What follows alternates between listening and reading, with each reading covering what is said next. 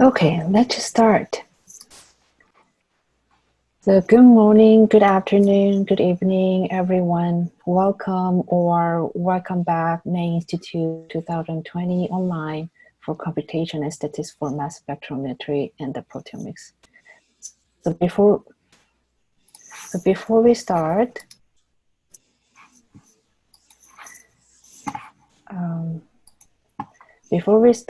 I will talk about our logistics first. So at the bottom of the screen, you can see the two buttons. One is a chat and other one is a Q&A. So chat is for communicate with the panelists or other attendees, more general. The content, for example, you want to see the URL or screen issue and so on.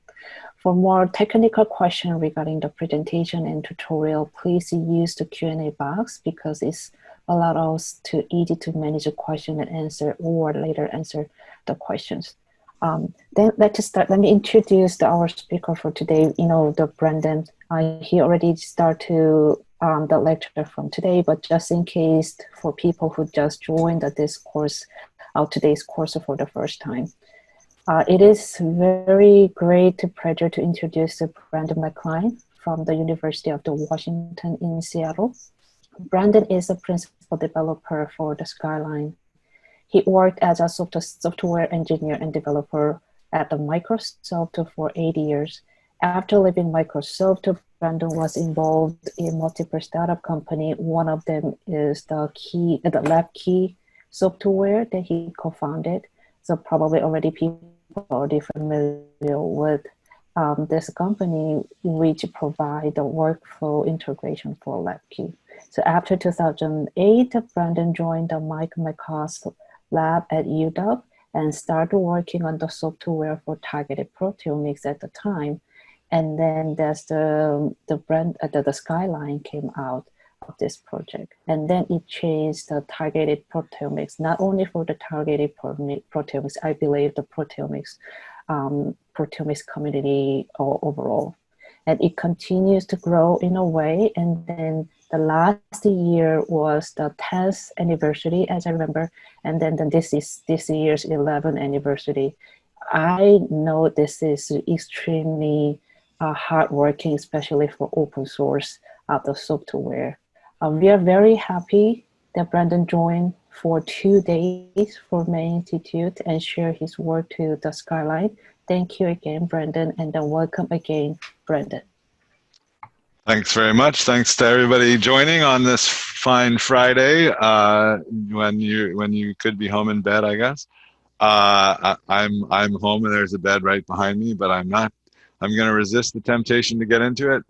And let's continue on with what we were talking about yesterday, namely DIA data processing in Skyline. We're going to take a big leap forward into more traditionally what the May Institute has been is something that is attracting people with computational skills, and we're going to take a deeper look at how to use Skyline and how to use it from the command line as well. But so I think we're over 100 people now, but I'm going to wait to ask. I'm going to ask some questions to get a sense of the audience in a moment. But I'll talk a little bit more, hoping that a few more people might show up in this first 5 to 10 minutes, and then I will ask some questions. So let's move on to sort of a fun thing that I presented at the last Skyline tutorial webinar. We have our own tutorial webinar series that some of you may have been following. We're up to webinar 19 we just did. And at that, I asked the question, is Skyline a pandemic? This is after 10 years, this is the map of accesses of the Skyline website worldwide. You can see it's spread quite a lot over the last 10 years, but certainly not even nearly close to what has happened with COVID-19 in the last few weeks to few months. But yeah, you can see some suspicious looking cities here that have been COVID-19 hotspots. So maybe there is some correlation. So I decided to bring out this correlation plot that I've used in the past. This is showing the trailing 7-day startups of Skyline and an attempt to fit a linear regression to it. You can see that at this point, the linear regression doesn't fit that well. It's not a straight line curve. It's kind of worse than a straight line curve. So this is not log scale. So the growth is not quite linear.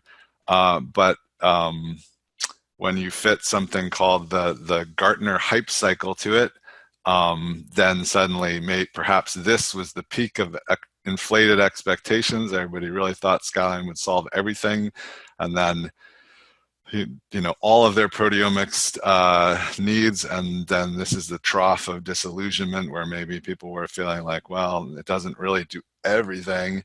And then slope of enlightenment, and we're hoping that you now will join us on the plateau of productivity, and we'll really make Skyline shine in the years to come. Because we're going to stick with it for sure. We're working hard, as Mina explained.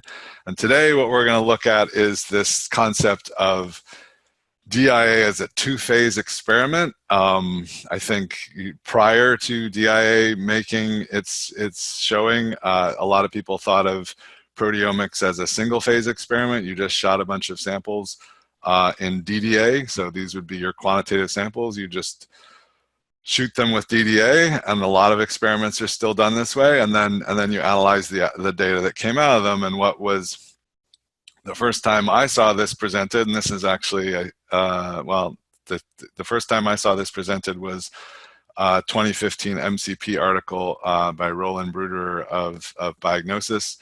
This idea that you could use DDA to create a library which you then could go back and query your quantitative samples with. So you didn't necessarily waste your quantitative samples right up front with shooting it into a mass spectrometer and hoping that the mass spectrometer found everything. Although as Brian Searle explained on Tuesday, you can still shoot these samples with DIA. You can shoot these samples into the mass spectrometer, measure them with DIA, and then you can come back with your library later.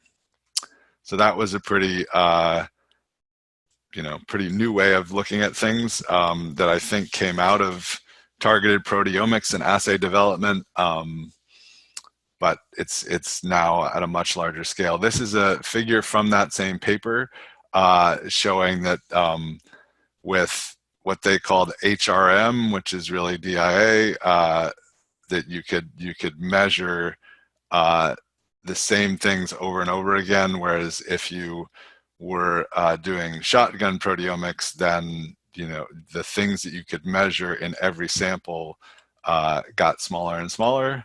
And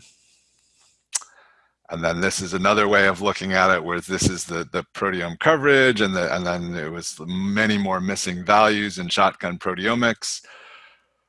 And I would say that this is really pretty true of TMT. You're going to miss a lot of things because everything depends on getting a spectrum, capturing an MS-MS spectrum. So this kind of spotty coverage would be true of TMT, but what they actually used in the article was MaxQuant, and they used it with no feature alignment. So basically, you didn't get a feature unless you got an ID, which I thought was a little bit cheating because nobody uses MaxQuant in that way. Nobody uses the tools like MaxQuant or even Skyline. This is Skyline doing one of these experiments with it's a 3x3 experiment, and you can see that this whatever this analyte is, it is highly upregulated in these number 2 samples. It's very intense here, and you can see that we get MS-MS spectra in all of these. They're not exactly in the ideal location. We'd prefer to have them up near the top here, but this one captures it in the middle, and the other ones kind of capture on both sides, which can be typical of this kind of thing. But then you notice that none of where in the low abundance samples, the only one where we get an ID is this one, but we can use alignment. So these light blue lines are the aligned times. We can use alignment to get a pretty good confident feeling that, well, that's likely the peak. Here we're seeing some interference left of the peak, but we can have pretty good confidence that we got the peak. So I think that missing value, this missing value plot for label-free MS1 quantification is a little bit pessimistic. It really is the truth for TMT, because in these samples where we're not getting any MS spectra, we don't have any we don't have any way of telling what the abundance is of this thing. So that brings us back to this idea of prior knowledge and consistency. When we learn things about our analytes, we can use them to measure. We can use the things we learn to measure them more accurately. And the one that we mostly focus on is relative product ion abundance, which we put into spectral libraries, and retention time, which we put into IRT libraries. And then we can use those. They're powerful enough to be used cross-lab and cross-experiment, but they also so we can measure, store, and use them, but they're more powerful run-to-run. So same instrument, same chromatography, we expect these things to be very, very consistent. This is an example of that shown in a Skyline plot where we have 42 measurements. The far left is the library measurement, what we expect, and then all of these other measurements are extremely consistent. You just see these bands, and that shows you that the relative abundance of these fragment ions stays very consistent on this machine. For retention time, we use IRT, and that's simplified to its barest essentials is just that if we know the relative distance between our peptides, then that stays fairly consistent, and we can change chromatography and go to different chromatography in different labs, and we can hope that we have a fairly similar distance. And we can translate, in the paper we showed that we could even translate from a 30-minute gradient or 40-minute gradient to a 90-minute gradient. So this is the prior knowledge workflow that we're going to be exploring today and that we've explored already. DIA acquisition, and then if we have a spectral library and IRT information, which gives us this relative ion abundance and normalized retention time, then we can target fragment ions or product ions in our DIA, do chromatogram extraction. We can use mProfit for peak picking, and then we can do a quantitative analysis, and that's what we're after. For the quantitative analysis, we did one yesterday, but I'm going to basically leave that up to MS Stats, and next week I'm trying to set Mina up for an ability to show you more statistically more sophisticated methods, which is a big part of the May Institute. So we're going to mainly focus on how do we get through here and leave the quantitative analysis until next week. So we're going to be working with a data set from Natalie Selevsek and the Aebersold lab. Ludovic Gillet was involved with this data set as well. It was published also in 2015 in MCP.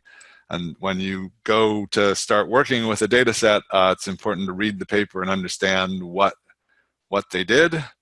So here are a few things highlighted about it. It was semi-triptych digests, which today I'm not going to do this, but yeah, when you actually go to this if you go to this library and and look at the way they searched, about at least 20% of the peptides are not fully triptychally cleaved. We're going to limit ourselves to fully triptychally cleaved, but you can definitely find semi-triptych peptides in these data. They allowed 2 miscleavages per peptide, carbamide and methylation, oxidation of methionine, and then they searched Sequest and Mascot, and then used iProfit to combine them. And there's a PepXML. So the PepXML and these search results were not actually published with the data. I had to request those. So then it says I profit probability filtered at 1% FDR. So they actually searched about 46 files. They did this deep fractionation. So this is sort of a pan-organism. It's an attempt to create a pan-organism library where yesterday we did just a sample-specific library where it was just 2 runs without any fractionation on our sample to see what could be seen there. This is much more of an attempt to see everything that could be seen on a certain type of sample. And they used, I decided that I felt this was a little bit absurd. They're using a posterior error probability of 2.5, 0.025. So that means that they're taking peptides in a range where out of 100, less than 3 are going to be true. So basically, they're just taking garbage to reach 1% FDR. I thought this was just a very low cutoff, and so we're not going to use a cutoff this low, even though it would get us 1% FDR. If you find yourself wanting to use a cutoff this low, you're just sort of shoveling garbage into your library at this point, because only 2 out of every 100 PSMs is going to be true. So, and then what they did in their experiment was to use the top 3 or 4 most intense singly or doubly charged Y or B ion fragments. We're going to stick to top 6 is a current accepted standard. This seems sort of low to me, and that you would again be more likely to get false positives when you're measuring so few fragment ions to prove that you have detected a peptide, right? If you're only measuring 3, you get interference on 2 and go, yeah, that must be my peptide. So they say, in the end, they got this many transitions. We'll get maybe even more than that, or pretty close to that, but also 83,000 proteotypic precursors. And I think just in an attempt to get these numbers very high, and unique peptides 66,000, we're going to have lower numbers today because we're not going to use semi-triptych.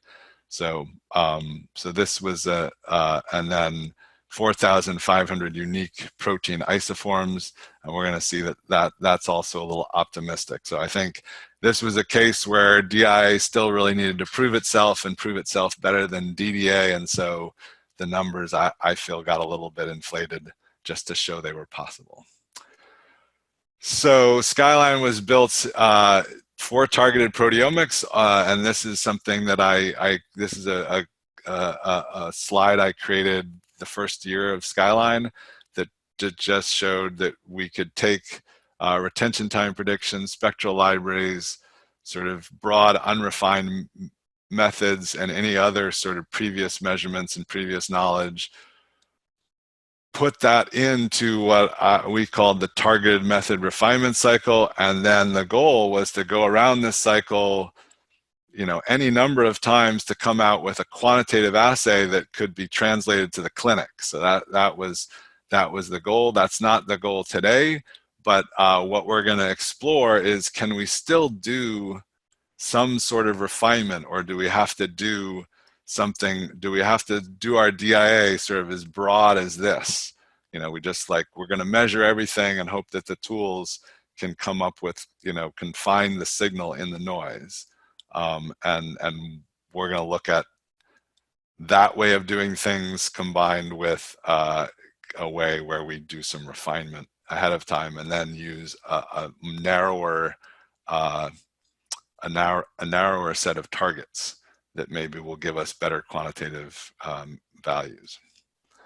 So this is the targeted method refinement cycle. You build the method, run the method, evaluate the results, and refine. And you can actually still do this in DIA. We're going to do a really simple way of doing this. Lindsay Pino in our lab, who spoke on Tuesday, has done much more extensive DIA-based refinement, where she was actually measuring whether or not a peptide could be relied upon to have a linear response. So that's that. And then here are all the things that we in our lab do when we're actually trying to translate to you know, a clinically applicable method or a highly reliable quantitative method, maybe calibrated to absolute quantities. We can do all of these things, but what we're going to look at is just a very simple, broad stroke refinement with a separate experiment, which is totally possible to do with Natalie's data. The CelebSec dataset had a really nice setup that's going to allow us to do that. And so before we turn to that data set, I wanted to now, hopefully everybody's here that's going to be here, and I wanted to ask a few questions of you, the audience. So I'm going to launch a poll here that says, yeah, so let's just start with how well are you following the May Institute? You get a chance to vote here. Hopefully everybody's still paying attention enough to get some votes in. And I just want to, you know, when we do the May Institute in Boston, we have a really consistent group that shows up for at least 2.5 days, and some of them are there for a week, or some even stay for the full 2 weeks.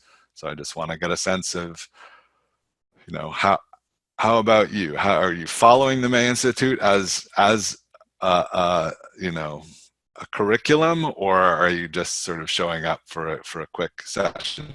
Like maybe you haven't even seen anything yet.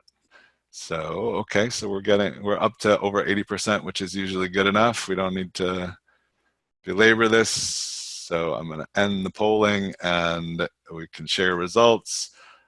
So yeah, that's great. So some of you, most people have attended at least yesterday's session.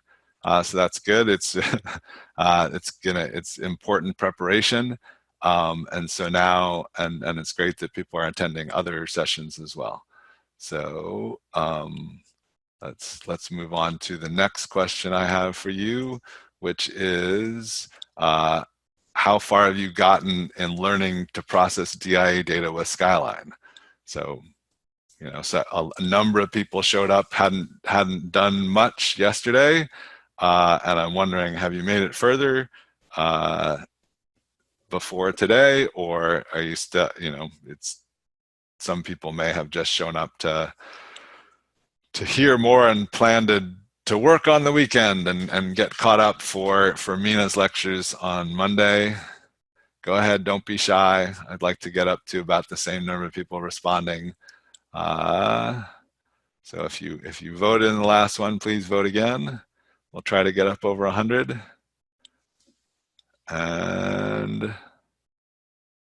well, it looks like not. People are a little bit more shy. Maybe some of those people actually did no preparation at all, and they don't want to admit it publicly.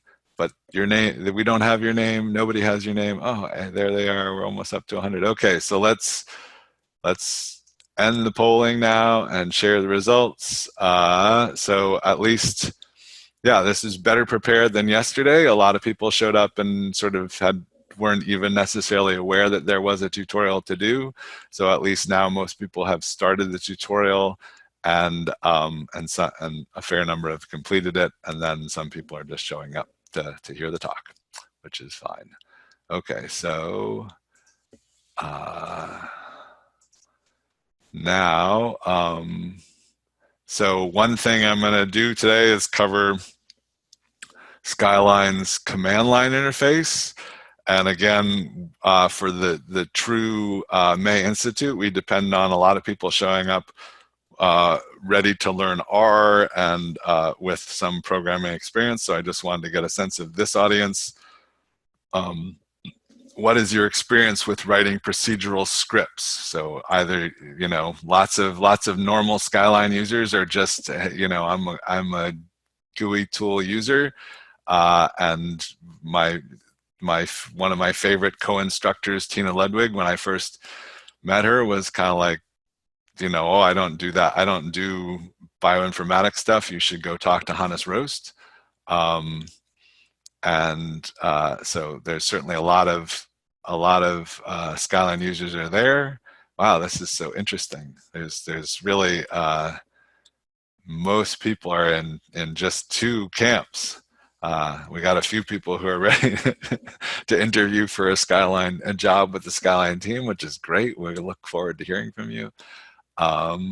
Okay, we're not quite up to 100 again. Like to get a similar number of responses.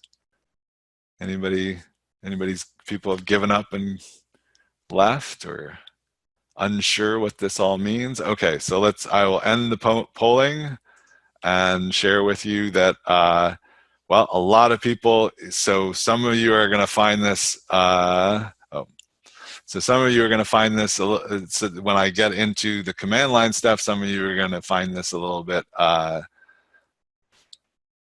yeah, it's going to be complicated and difficult to understand if you've never done any scripting at all. And then so we do have about half the people here who will do just fine with what I'm going to present for command line. And it's really, I'm just going to present at this this second level, write a small Windows Unix or a batch file. It's not exactly small, but where you would need to plug in stuff to run Skyline command line, it's not all that complicated, and it will make your ability to process data sets like this so much more powerful than you can do in the UI. But everything you can do on the command line, you can do in the UI. I really expanded the command line quite a lot when I was doing this type of processing because I got so tired of like pushing the UI through stuff. So we'll look at that more today. Nice to get to know the audience a little bit. All right, so let's see.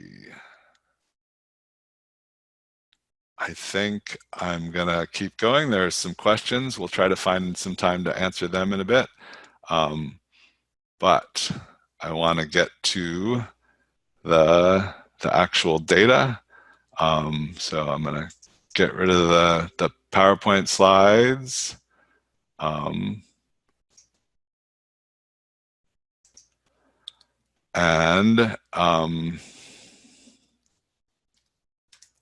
So there's the Skyline website.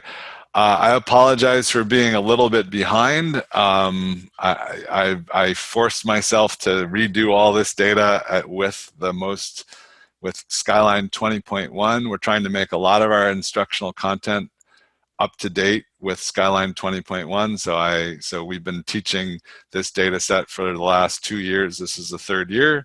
And I decided to redo everything this year. And so that's taken a little bit of time.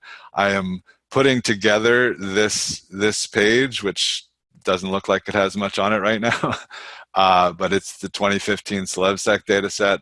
It's actually in a subfolder which I've created under my own folder in the Macoss lab on Panorama. I highly recommend, if you're going to be using Skyline, to get yourself an account on Panorama. Make sure your lab has an account on Panorama because you'll be able to do a lot of cool things. So I've created this instruction folder, DIA pubs, which is what we've been teaching at the May Institute. There's actually also a 2015 Brooder a treatment that we usually teach. We don't have enough time to teach it this year with the way things are formatted, but so I'm going to add that here too. This is the 2015 CelebSec, and then there's what I've mostly been doing is getting the necessary raw data here, which is not something we usually distribute at the courses because we're limited to bringing flash drives for everybody. But here is these are the DDA runs in MZXML and PepXML, and we're going to actually look at processing those and turning them into a library where if you just went to the CelebSec paper, these files are not even provided. The other files are up on Pride, but so I've made an attempt here to organize everything I wanted to reprocess everything with Skyline. So, and then this OS folder is osmotic shock experiment. This is the main quantitative experiment that Mina will want to analyze with you in MS Stats. It's a time course where these yeast are treated over time with salt and go through this osmotic shock. And so that is expected to change their proteome, and Mina will go over that with you next week. And then luckily there was this this just replicate data set where they had 8 different replicates. In the paper it says 3 or 4 or something. They used a subset in the paper. Again, I think that helped them have better CVs to report. But we get to use all 8 and look at how we're going to use this to refine our set of targets based on what we can measure, because these are technical replicates, so we can look at like what are the peptides that we get really consistent measurements from in these technical replicates, and then not include the ones that we can't get really consistent measurements from. So we have this deep fractionation library, and we're going to look at refining our targets from everything in the deep fractionation library to something something less. Oh, I also want to go over the computer I'm working on today. Is a couple years old, but it's basically the way we've been buying our computers in the MacLean lab for the Skyline team is to go up onto Amazon, and we like these Dell XPS towers. I have no stake in Dell or anything, but this is what we tend to buy. We don't buy them directly from Dell. My computer, being a couple years old, is an Intel Core 7, and you can see that you can generally get those with let's see, do I have, yeah, so I'm saying 64 gigabytes of RAM, which is what my computer has. So you can see that for $1,500 you can, or less, you can get my kind of computer. Definitely less than $2,000 you can get my kind of computer. And what the Skyline team is buying today actually is the Core 9, where I have a hex core, and the Core 9s have much faster clock speed, and they also have 8 cores. So that's what we're buying today, and we're trying to buy them with 64 gigabytes of RAM. And so that's what you're going to see. I would be much more limited in what I could teach if we were at the May Institute, because I would be trying to make sure everybody could do it on their laptop. So because of the way things are, you're going to have to follow along. And some of what we're going to do, you can do on your laptop, and some you won't be able to.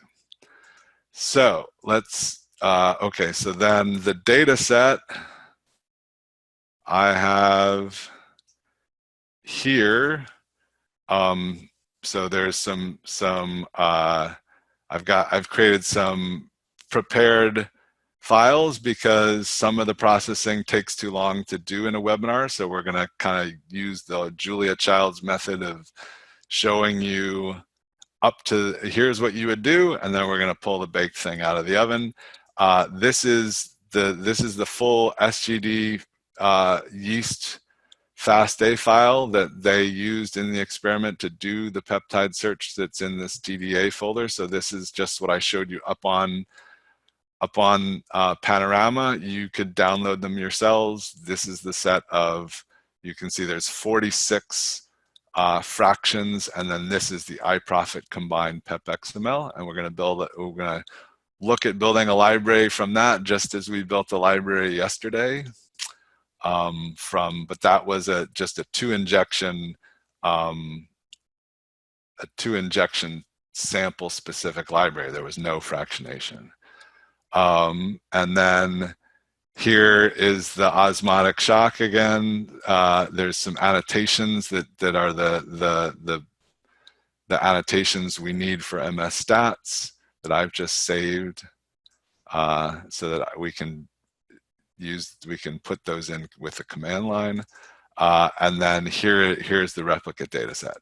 And then finally, I've got some command line scripts, and I'm going to get back to those in a moment, but they're very powerful. Actually, we're going to pretty quickly get to the .sky file here, the .skyr, which is a report file, and here's another skyr report file. So let's go ahead.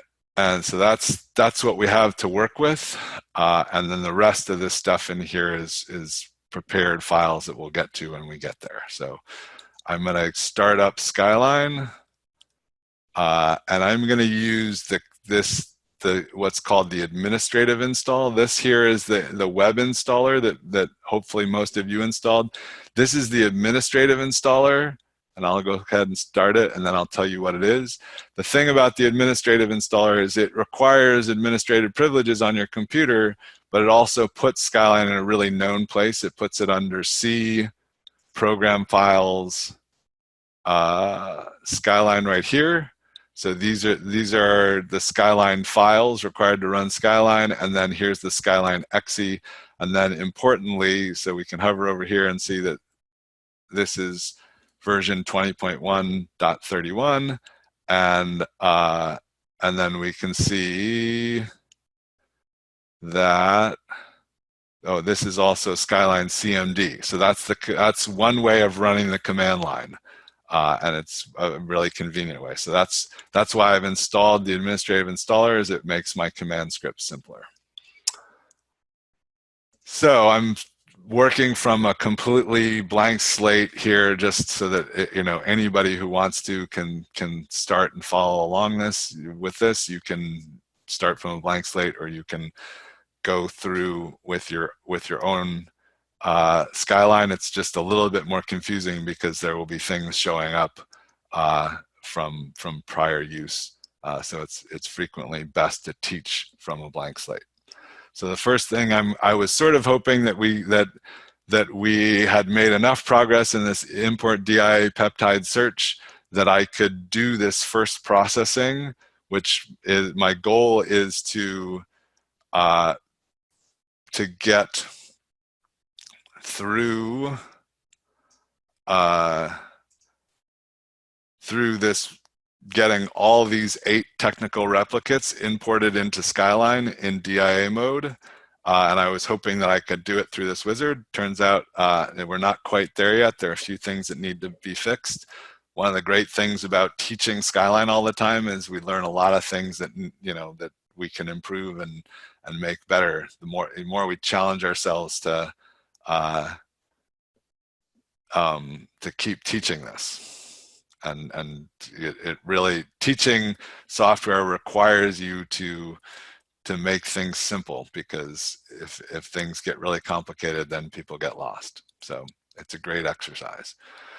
So the first thing I'm going to do is go to File, Open, and I want to get in those MS Stats annotations. In fact, actually, it turns out that I'm in this scripts folder where the annotations are. So I open those, and all that gives me is, in the document settings, I get condition and bioreplicate.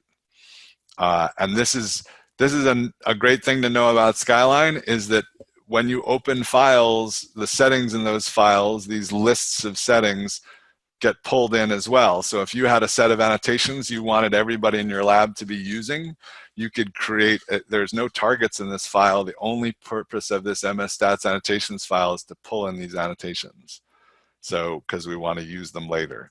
Another way to do that would be to go to the tool store, and then you can see all these tools in here, and this is the MS Stats tool. We could install that, but that involves R, and it's more complicated than I want to get into today. So I thought I would just do something simple to get the MS Stats annotations in.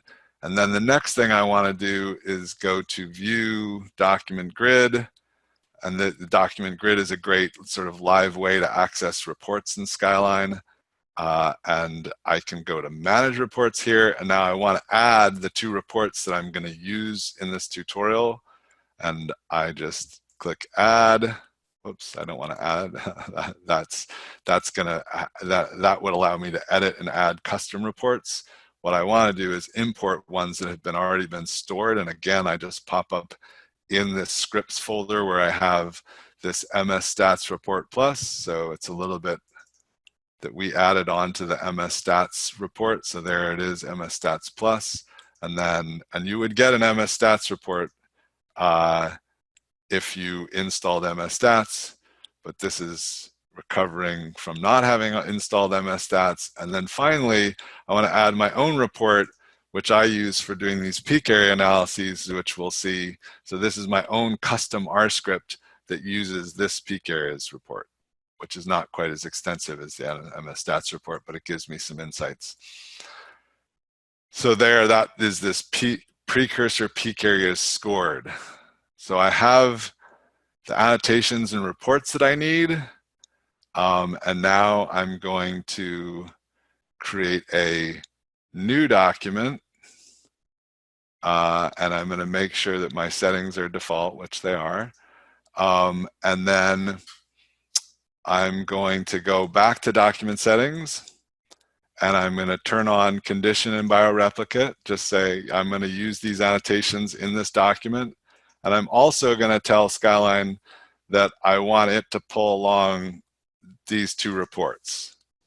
So now this document, I'm creating a template for future processing, and certainly for future use with the command line.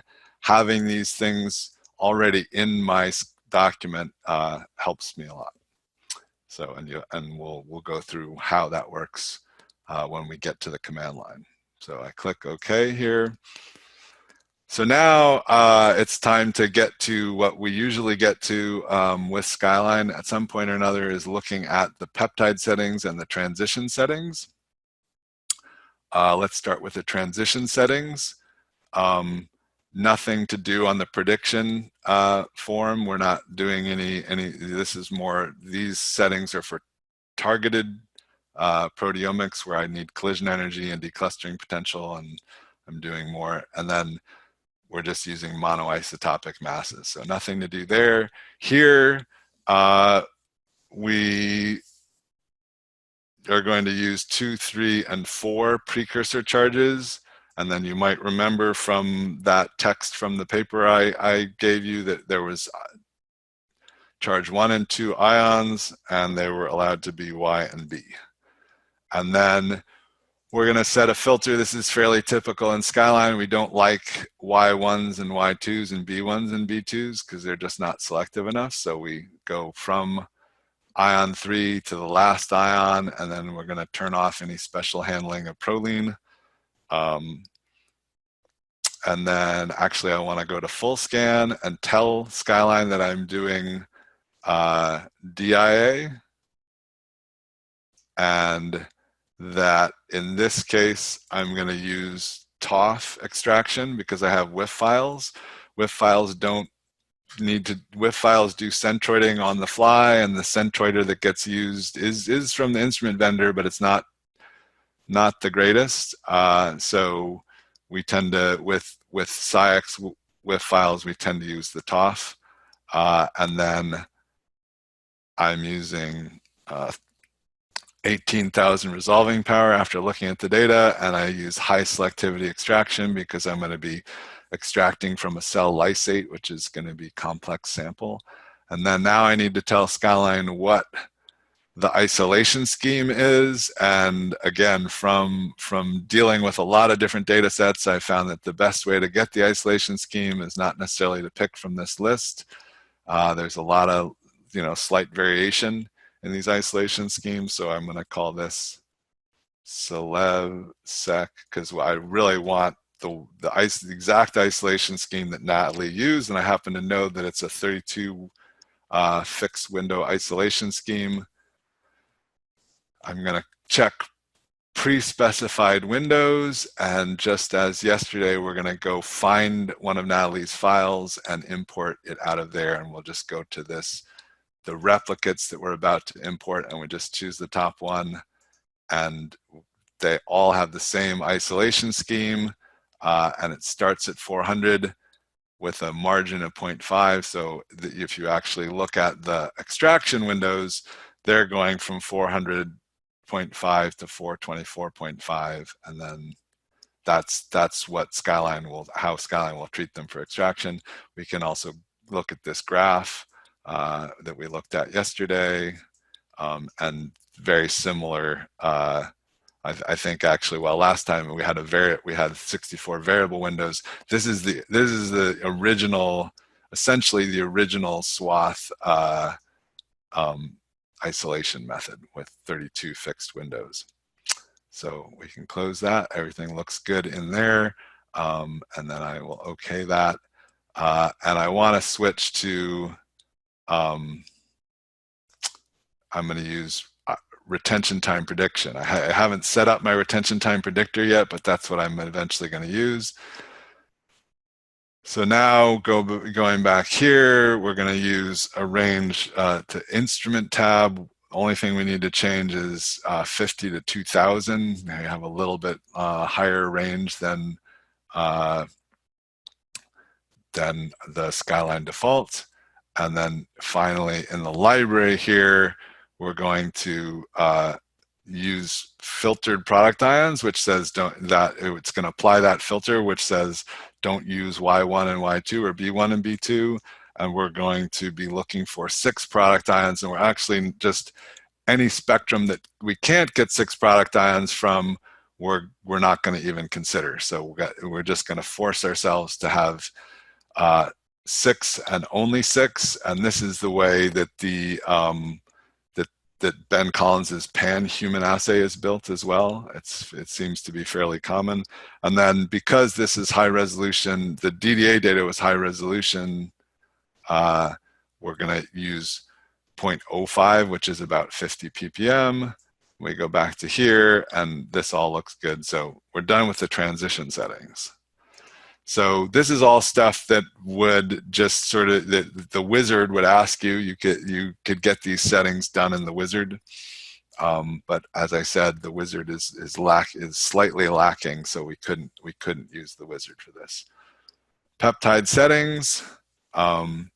If we remember from the paper, they used 2 miscleavages, so we'll allow that as well.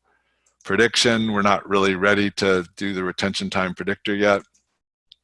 I found that sort of getting close to what they had done required me to say a minimum length of 7 and a maximum length of 45 and no exclusion of N-terminal amino acids. And then the modifications, we have carbamide methylcysteine, and you may remember that they also had oxidation, methionine oxidation. So that's how you get that in Skyline. There's just, you pick it from a list, edit a structural so I'm adding a structural modification, and I click OK to that. It shows up in this list, and I just check it. So that's that. That covers everything except for the library and the retention time prediction. So this, again, if you were using the wizard, Skyline would start you right off with building the library. And here, this is where you come to build the library if you haven't used the wizard. You just come into Peptide Settings Library and click the Build button. And we're going to name this thing Pan Yeast. And we would want to locate it up here, and actually you can see there it is. So we'll call this, we're going to call ours Pan Yeast webinar, because we're not actually going to build this, but we don't want Skyline to complain to us that there's already one in there. So we're going to use that one that's pre-built, but I'm going to show you how I got there. So I'm going to keep the redundant library as suggested here. I'm going to change the cutoff score to 0.9, which is a little lower than 0.95, but not quite as low as 0.02, which is what was suggested in the manuscript. And then this is actually the reason I couldn't use the wizard, is that although all of those samples, I'm told all of the DDA samples had the Biognosis IRT mix injected into them, they did not do the search with it. So there are no IRT peptides in the search results. So you can't just do what we did yesterday, which would be choose Biognosis 11. What we have to do instead, and this was asked about a fair amount yesterday, was, well, what do you do if you don't have anything injected? And I think in 20.2, Kaipo Tamura has been working on this a lot. It's clearly not here now, there's going to be just a way of saying like automatic. And so currently there's none, but there's also going to be one that's automatic, and that's going to be the default in the future. In 20.1, we need to know that CIRT is a set of endogenous peptides.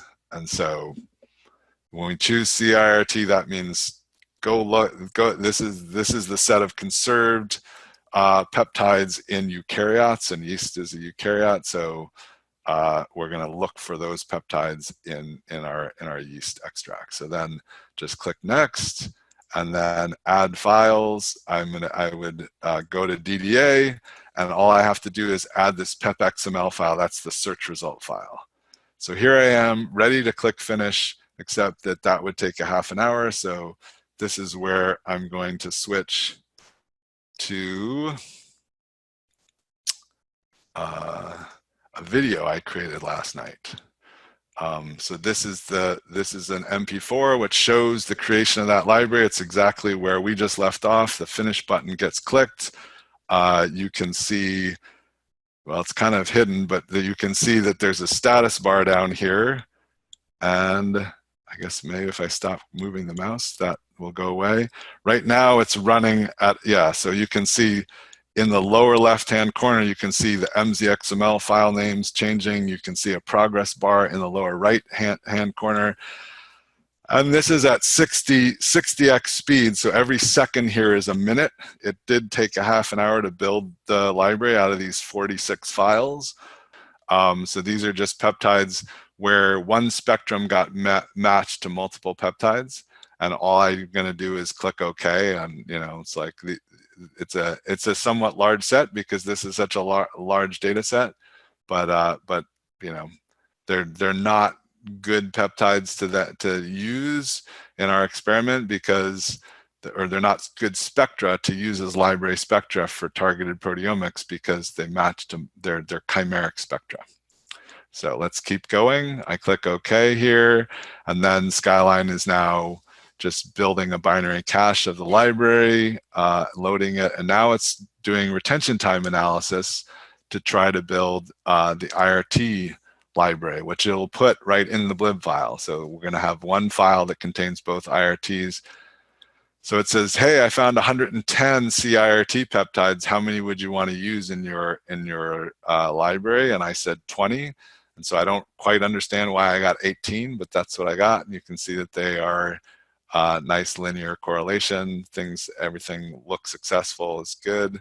Now it says, do you want to recalibrate? And I don't, because I'm actually I'm not going to use those CIRT peptides again when I do the DIA analysis. And now it's saying, do I want a predictor based on that regression? And I say yes, and that's it. So that's the library built. And we'll go back to real life here.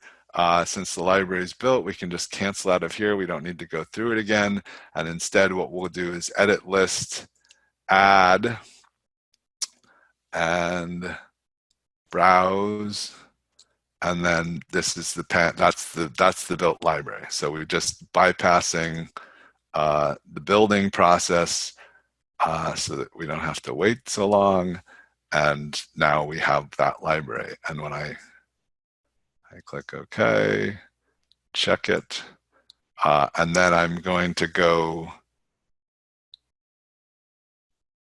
here, and I'm going to create a calculator. So this was automatically done.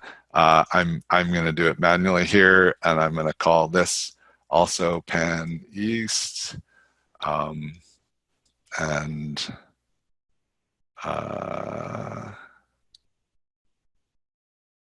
yeah, call this pan yeast, and I'm going to open. If I go up to here, I'm going to open not the IR. This is pan yeast B. This is the one that I've actually created through doing this myself. But I'm going to use the blib file. So this is where I would end up, and I would have this, and you can see these are the 18 standards that got picked. when I asked for 20. But they are not the diagnosis standards. They were chosen out of the CIRT set, which is over at least 110 were found, right? So a bug I found here was I was hoping I would just be able to switch to the diagnosis set, but what I need to do first is copy. So I select everything, Control C to copy, and then I'm going to just put the focus back there. And now I can switch to diagnosis 11, which is the set I want to use for my DIA. But you'll see that nothing changed down here, which means that those 18 that I just copied just were sort of wiped out of the library, which I consider a bug. But if I click down here and then press Control V, I can paste them and it will say, hey, there's 18 new things added to your library, and I just say okay to that. And so that I was hoping would happen automatically, so it took me a while to figure out what I was going to do about the fact that it wasn't. So now it's telling me that, hey, you can't, this is in the blib file, but you can't modify the blib file, so you have to save an IRT calculator. So I say okay to that, and that's the one I created before, but I'm just going to call this one pan yeast without the B on the end, and save that. And that takes a second. And then Skyline automatically creates a retention time predictor to go with it. I can look at that, and you can see it's a 10-minute time window, and it's using the calculator I just created. So then I click OK. I'm done with my peptide settings at this point. What? Oh, I need to say 0 there, and then click OK. And then now Skyline says, well, your document doesn't contain those IRTs. Do you want to add them? And I can say yes, and I'd like to add them with 6 transitions per protein if I care, per peptide if I can. And so there are my IRT peptides. And one other thing I want to do is turn on this integrate all option, because I'm not doing refinement at the transition level as I might be with SRM or PRM. And then I think I'm ready now to import my, I'm ready to import my FASTA file. So I go File, Import FASTA. So you may recognize that the wizard takes care of a lot of these things, so I need to remember the order of things that I'm doing, and when I'm using the wizard, it just kind of steps me through everything. But so here's the FASTA file. It's this SGD with reverse sequences as well. One of the nice things about having the full reverse FASTA is that we can get a sense for the false discovery rate by which reverse protein, how many reverse proteins and peptides show up in our targets. So I'll click OK, and Skyline will start parsing that information and importing those proteins. And that is going slower than I'd expected, but all right, well, let's turn to some questions while we wait for that to import. Okay, so here's an actual question. Why are IRT values negative? And so IRT values can be negative. That's really because the diagnosis team chose the calibration. So just like somebody said, oh, carbon's going to be 12, they chose they chose 2 peptides, one of which they said, oh, this peptide's 100 and this peptide is 0. I think at the time it was maybe to be somewhat matching to the tool called SSR Calc, which is the sequence-specific retention calculator. So maybe they wanted their scores to be similar. They could have chosen, those 2 peptides to be 500 and 1,000. It's completely arbitrary what they chose. I wish they hadn't chosen a peptide to be 0, and especially they didn't even choose their earliest eluting peptide to be 0. They chose their second earliest eluting peptide as 0, and so consequently we have negative numbers. But it's completely arbitrary, and that's what we use. And Skyline would allow you to recalibrate everything to whatever you want. So that's about okay. So why do you trust your diagnosis for IRT than the ones you found in the CIRT list? Well, I have a tendency to feel like if it was injected as a standard, then I maybe trust a little bit more than things that I just chose. So if I have an injected standard, I'll tend to use it. Otherwise, yeah, it does work quite well to use endogenous peptides, and we're doing that more and more. So my own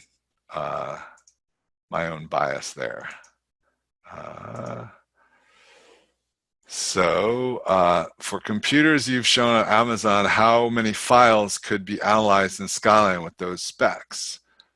Lots. I mean, depending on how big how many targets. I mean, in the end, Skyline is somewhat limited to the number of targets times the number of targets times the number of replicates is a limitation. I have done like I've done 50 runs up to like 6 million transitions. So when we're working with like 100,000 transitions or a few 100,000 transitions, we should be able to do hundreds of runs. Now we're done here, Scott. I'm going to go back to I'm going to leave the questions for a moment and go back to Skyline is showing me, this is just the set of proteins in the FASTA file. So this is twice the number of proteins because we've got forward and reversed.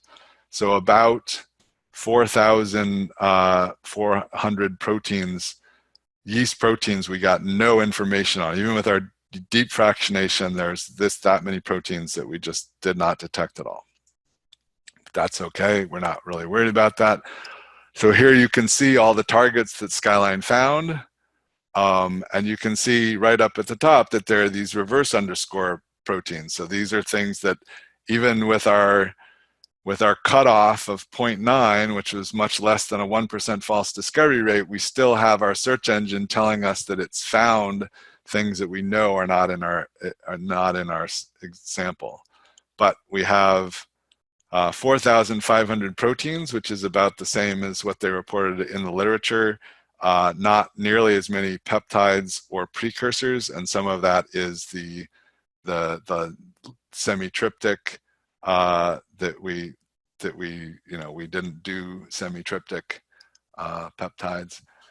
But let's have a look at, this is one of my favorite ways of being able to look at the false discovery rate that came through our search engine, because it's going to depend on what targets we choose.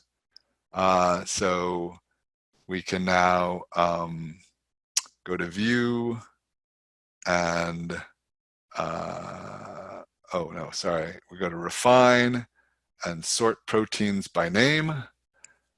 And that will put, there's a few real proteins up at the top, but mostly we get a lot of reverse proteins, and we could just count them. So this tells me that I've got 146 proteins minus whatever was above it, but probably pretty close to 140 proteins out of 4,000, and that's definitely it should be like 40 if it's a 1%. So at the protein level, we have a higher false discovery rate. If I had actually included semi-triptych, I would have, I think, an even higher false discovery rate. But so you can see that at this point, my targets at a protein level contain a higher false discovery rate, but at a peptide level, I think it's lower than 1%. But even so, we're going to do a couple things which are basically going to get us to like almost no false discovery rate, because we're not really looking to totally maximize things. We want good quantitative data. So we're going to do a quick refinement where we go refine, advanced, and we're going to choose to remove duplicate peptides. Again, the wizard would allow us to do this, and we're going to choose to have 2 peptides per protein. So I just happen to know that there's a lot of single hit proteins here, and that they will tend to give me more quantitative false discoveries. So, and just for the sake of keeping this document a little bit more manageable size, I'm going to choose that. I think I chose that in the last tutorial as well. You're certainly welcome to do one peptide per protein if you want. So after I do that, I lose about 1,000 proteins, and you can see that there's only one reversed protein with 2 peptides. And so I'm just going to delete that from my document. So now here's my target list. You can see I've got 300,000 transitions before adding any decoys. And at this point, I'm going to save this as my template. So I'm going to select that, and I will go File, Save As, and I'm going to call this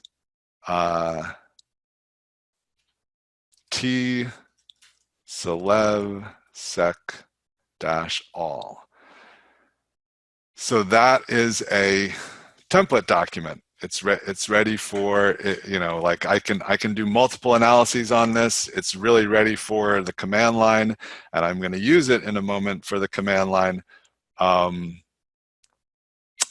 So yeah, let's switch to talking about the command line a little bit and what I can do with this template document. It turns out that I could actually, with just this template document, I can do everything else I need to do. Like I can just run a script that will take a little over 3 hours, and it will do all of the refinement that I'm interested in, and give me the reports that I would need to give to Mina. And I did that last night, and after jockeying with the script a little bit, it worked.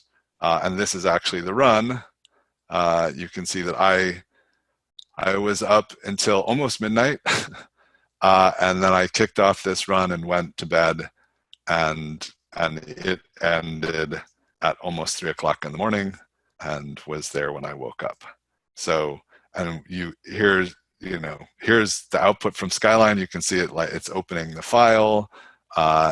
It actually, so this is the T-Celev all template that we just created.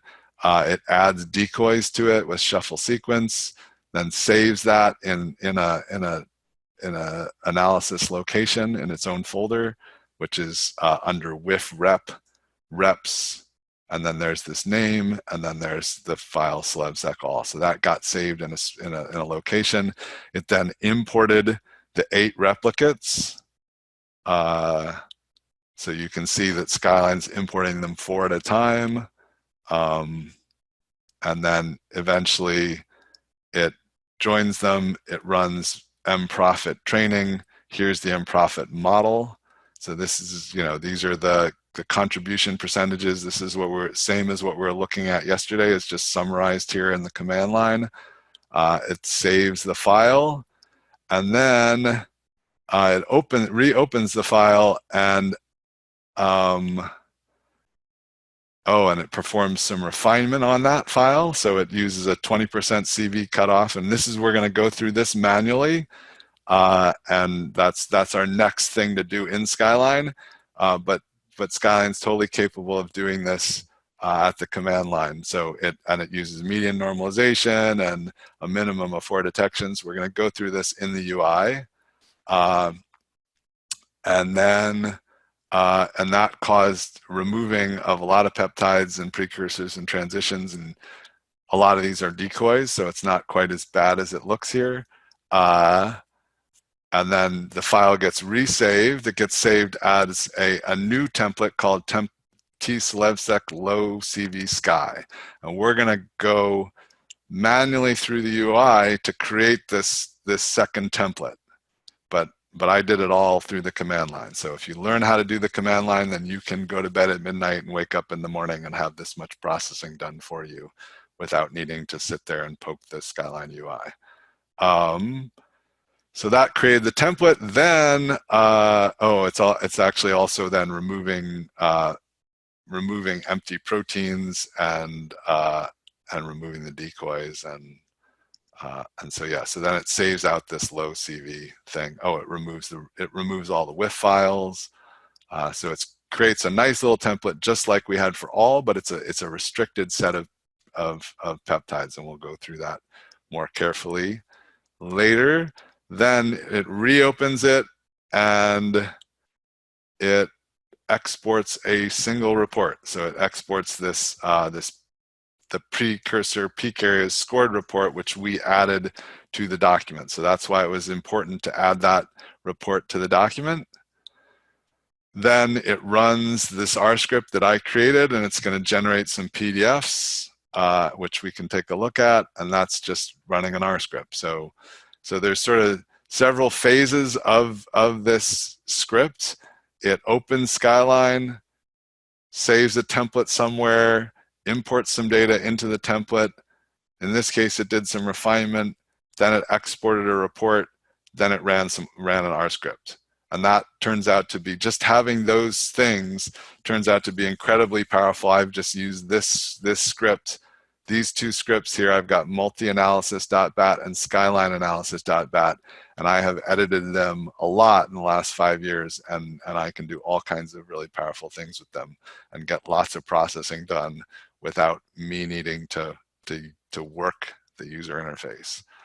And then I can just come back and look at the files. So then the next thing, so this is the next process. So we did this, it's this refined processing. So it's running the same library, the same resolving power and retention time, but it's going to do this, it's going to use that tselevsec low CV refined document. And now, so it takes that, it generates decoys for that, because that document doesn't have any decoys either. And then it imports all the osmotic shock files.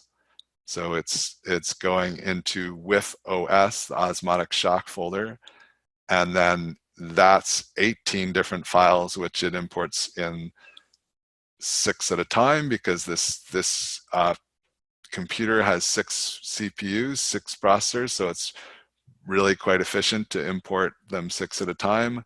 And that happens in sort of three cycles, where here we're doing file 7 through 8 through 12, and then finally we do the 13 through 15 through 18, I mean, and gets to the end, joins all these partial files, runs training. Here's the mProfit model, and then it reopens the file, exports the peak areas scored report, and then this time it also reopens the file again and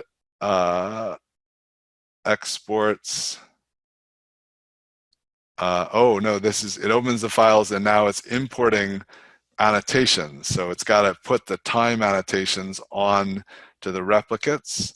So this is the CSV that I showed you before. Let's go look at that again. So if we go to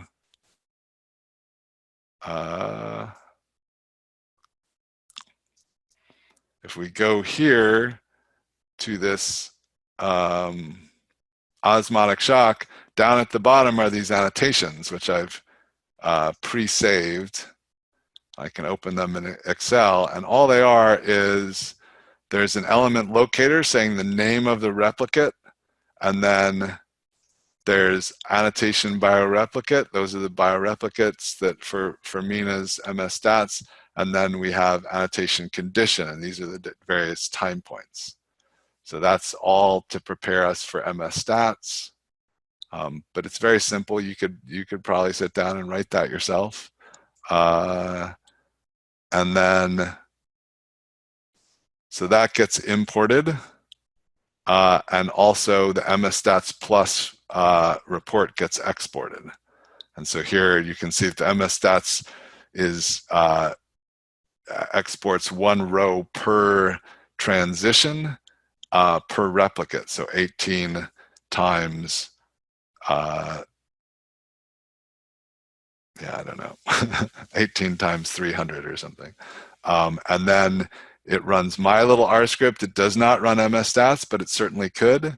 And then finally we do again, so that took 45 minutes. The first one took 30 minutes. And then finally we do this just, you know, the way that a number of people would propose you do this analysis without any refinement. Just we're going to look at slevsec all. We're going to import the entire osmotic shock data set and do everything again. So three analyses, and here are the batch files that drove all that. So this is a very simple one. This is the multi-analysis.bat that just says, here are my 3 analyses I'm going to do. There's some sort of global parameters that get set, like where does the data set live?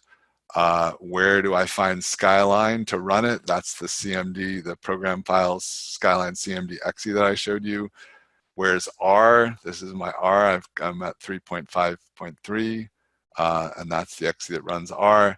And then this is a naming pattern that applies to the files so that I can get the replicate names out of the files. And then the batch script that's going to be run is this is Skyline analysis.bat. There's a log file that's a rolling log file that's what we've just been looking at, import log.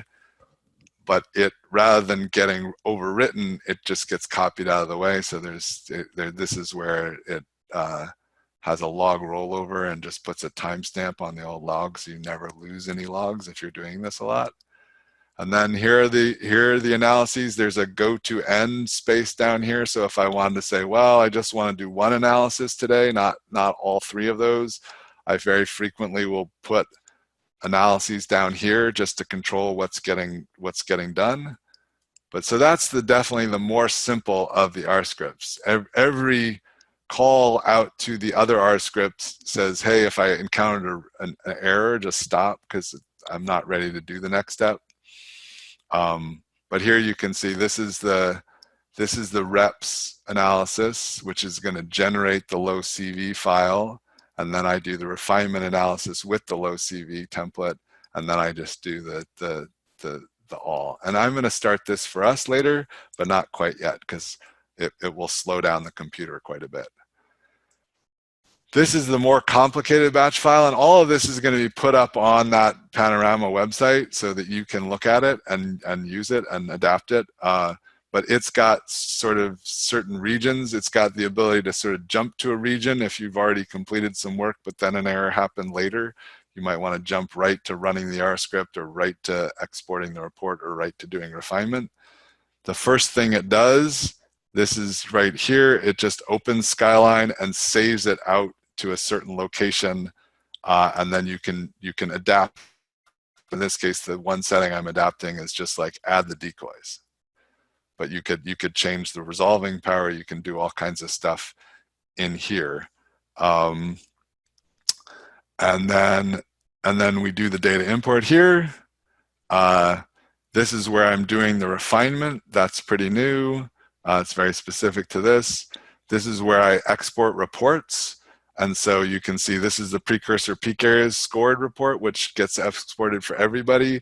And then only if I'm doing osmotic shock do I import the annotations and export the MS stats report. And then finally, this is the R script. You could put as many R scripts in here as you want to run on as many reports as you want. And I just have this detection R script that I wrote running on the peak areas scored. And then the rest of this is just timestamps and things and time calculation.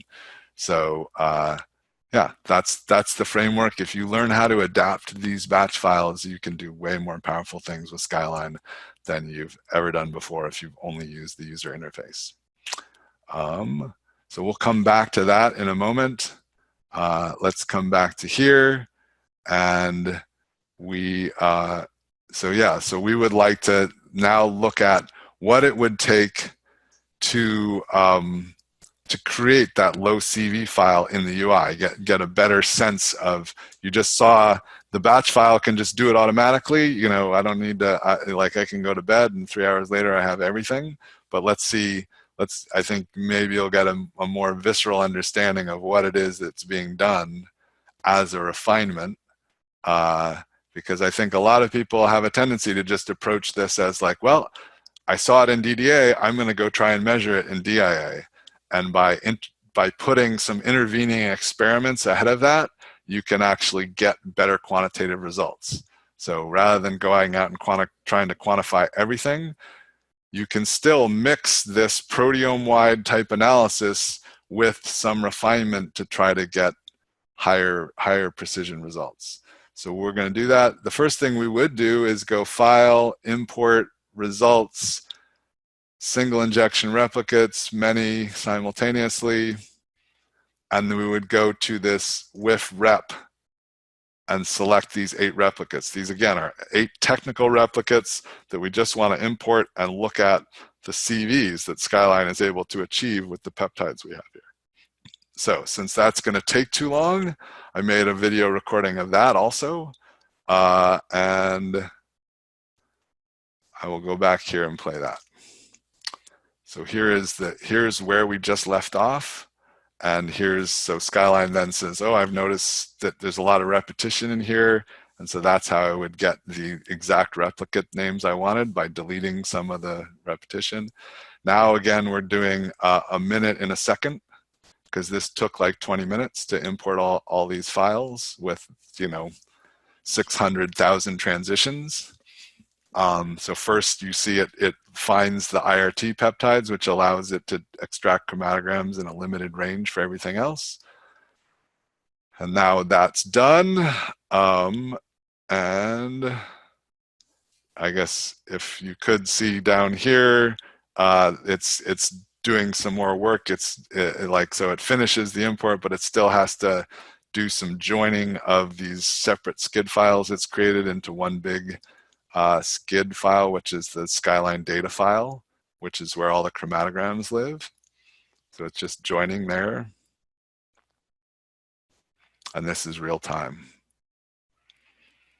And I guess that's it. So that was the import. And so now I'm going to close the video, and I'm actually going to not do this in tselevsec all. I would actually probably do this. I would go File, Save As. Oh, and I would also, before I did that import from a template, I would need to do Refine, Add Decoys, and I would just do this. This is totally equivalent.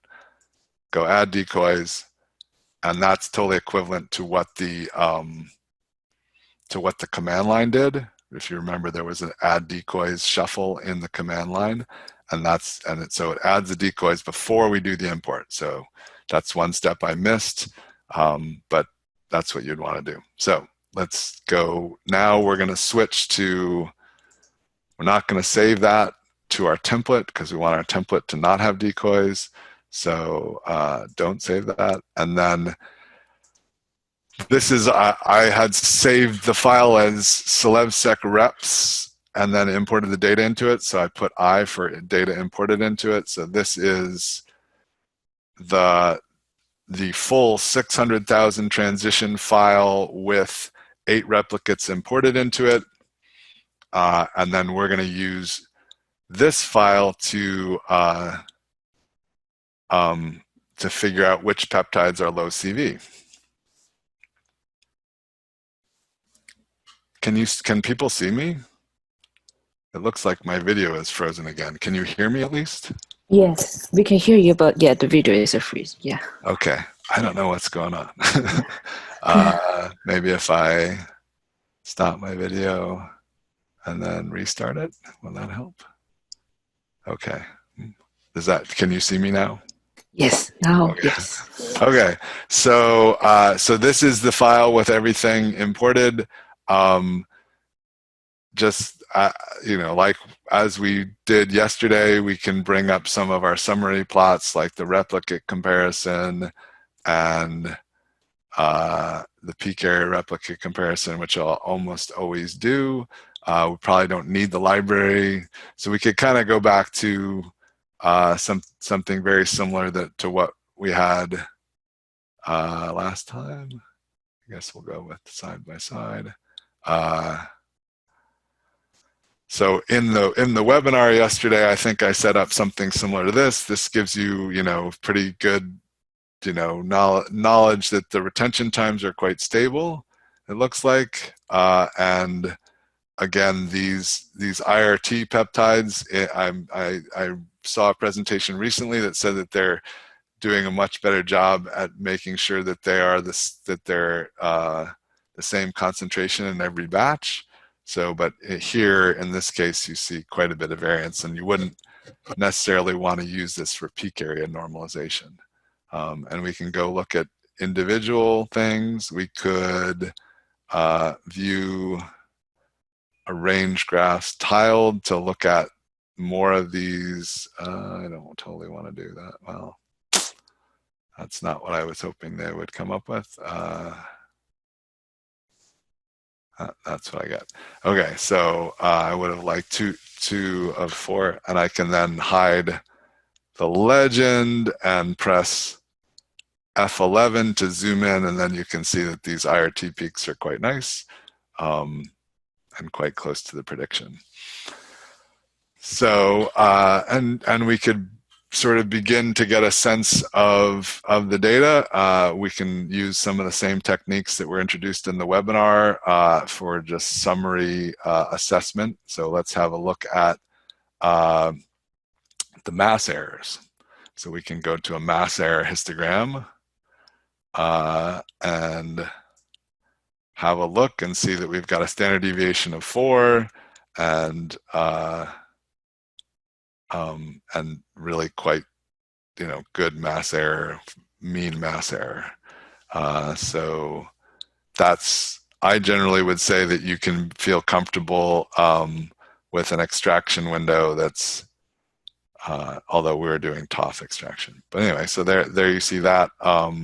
Let's also switch to, this is all replicates. We could switch to single replicate, and then we could have a look at, I don't think we're gonna see very much difference replicate to replicate like we did yesterday. They all seem to be very close to 0 and standard deviation very, very close to 4. So this is very similar across all runs. You could have a quick look at the 2D histogram, and I tend to like to look at that in log scale. And then you can see that, yeah, it's not really changing very much except for this, you know, thing at the end over retention time. And you could also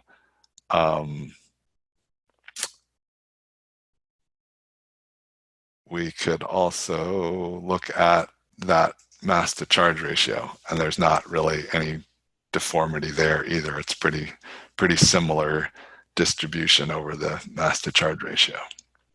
So that's that. Another thing we might like to look at is how good retention time correlation we got. And that we can go to regressions score to run, and I'm going to pull that out. So there you can see, you know, it looks okay. They're definitely all lining up, but they seem to be lining up, you know, pretty widely around the prediction. And we know that we only have a 10-minute window, so we would like to look at the residuals to get a sense of, so plus or minus 5 is that's our limit. And we could, like we did before, we could zoom in and we can see that maybe, you know, there's maybe a couple different distributions here. So these are not the best IRTs. You know, there's not ideal IRTs that we would like to see. We'd much rather see stuff lining up between 2 minutes. we can quickly take a look at the decoys and see how they look in comparison. So, you know, maybe a little bit better, but not wildly so. I mean, they're also pretty similarly distributed. So we're going to expect that when we train an M-profit model, we're not going to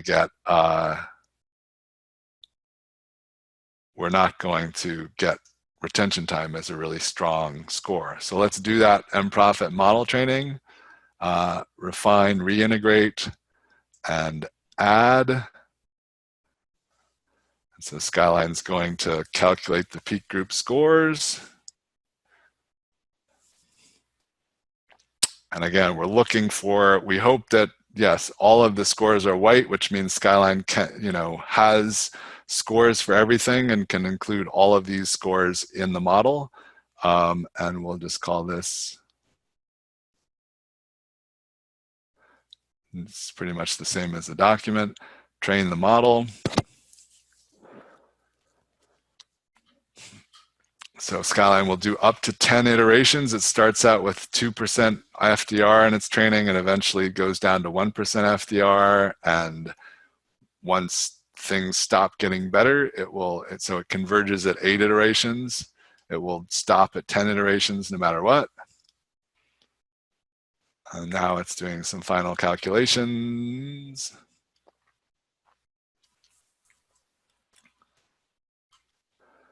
So then this is definitely where I would be asking you in a classroom, like, what's different about this compared to the one we had yesterday? And the real big difference is that there's quite a lot that's lining up with the decoys, right? And we actually expect that because this is a pan yeast library. There's going to be lots of stuff in here that we measured with fractionation that we can't necessarily measure in a single shot DIA experiment.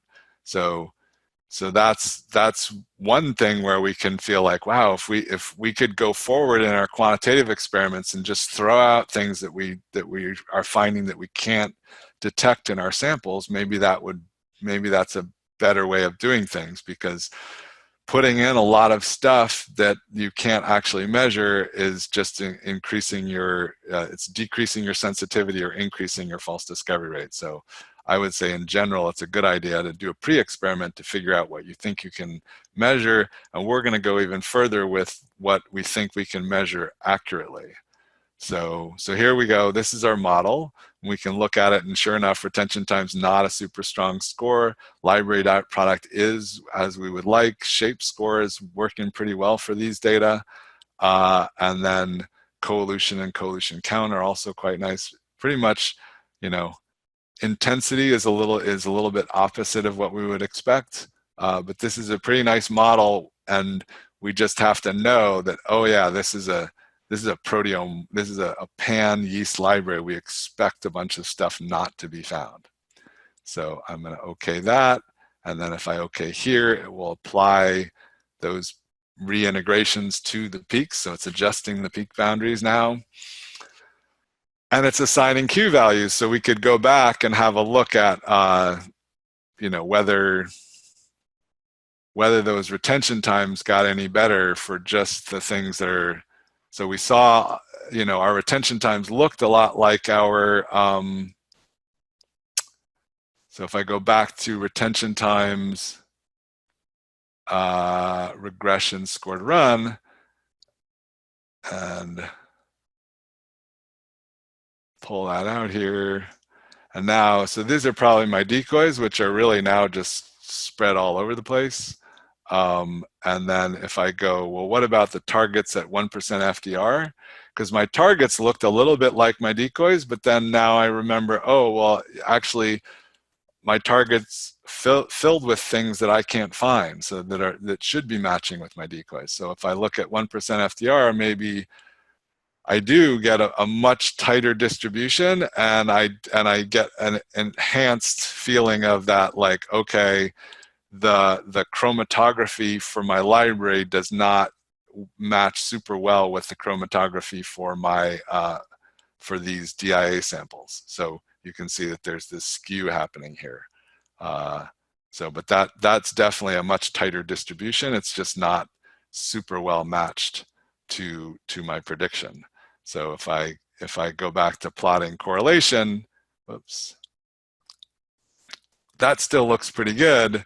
It's only when you look at the residuals that you can really see that, oh, there's this skew, and that's just, you know, the two data sets have different chromatography, or we didn't calibrate it super well.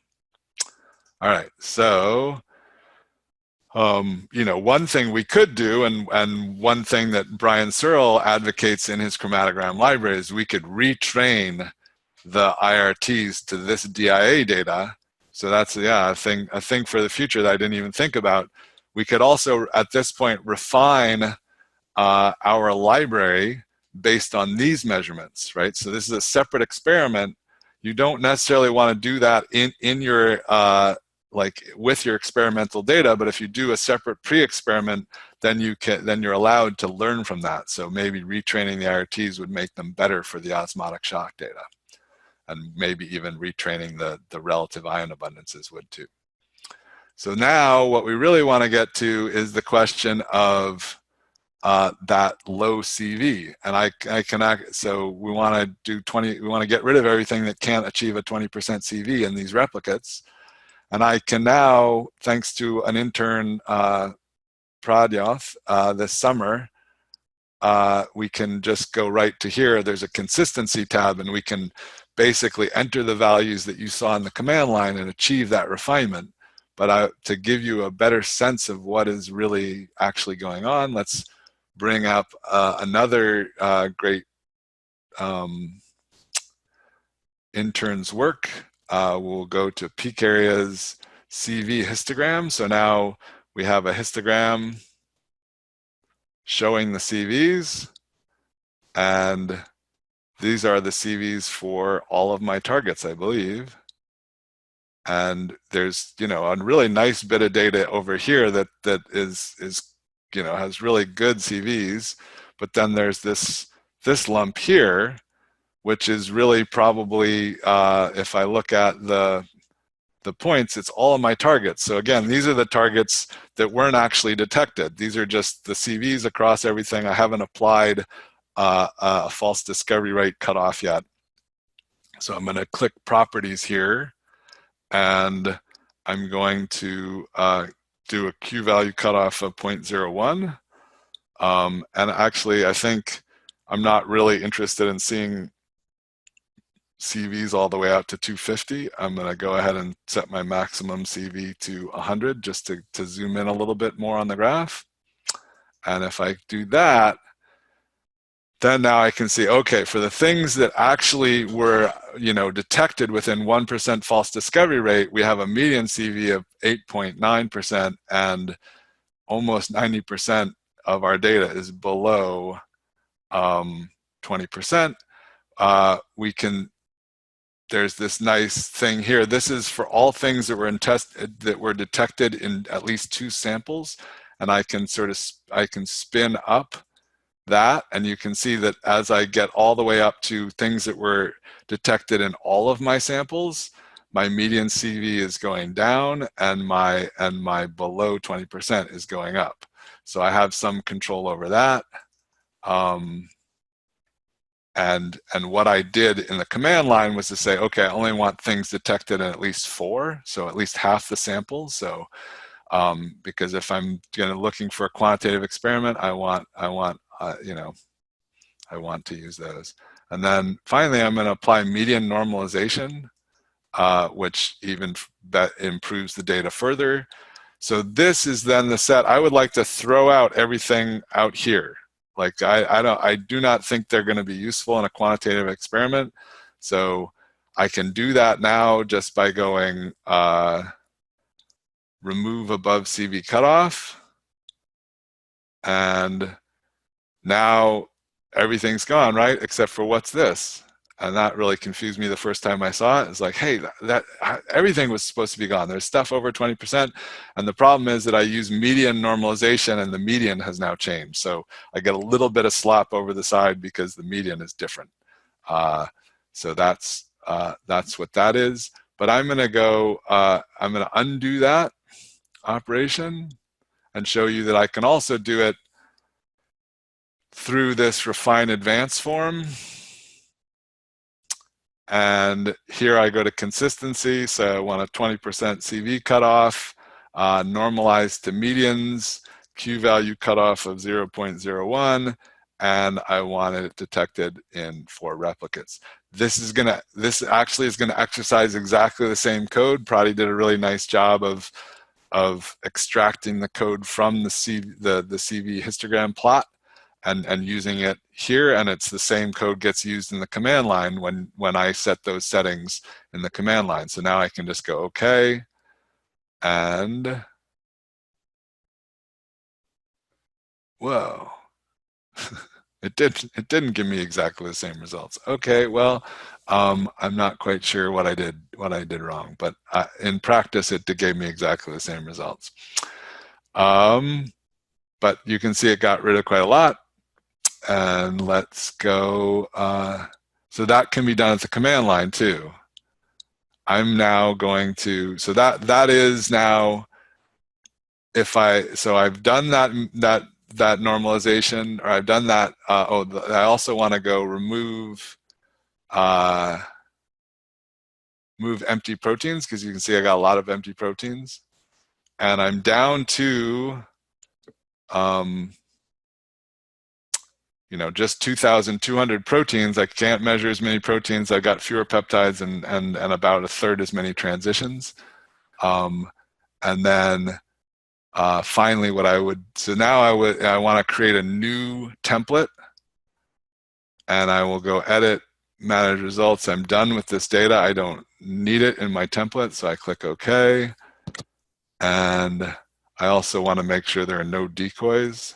I'm not quite sure why we get these empty decoys at the bottom. And we can actually go refine, remove empty peptides, which now doesn't do anything. It probably would have removed those decoys. Okay, so now I have a new template, and I can say File, Save As, and I can call this, okay. All right, so there we have 2 templates. That is essentially what that first command line thing did. It did everything that I've just done since we created the first template to get this second template. And so now we have both a sort of proteome-wide deep pan yeast targeting document, and then we have a refined targeting document. And what we're going to look at with Mina is the quantitative difference between those two. And now what I'm going to do, so I'm done with the UI for the moment.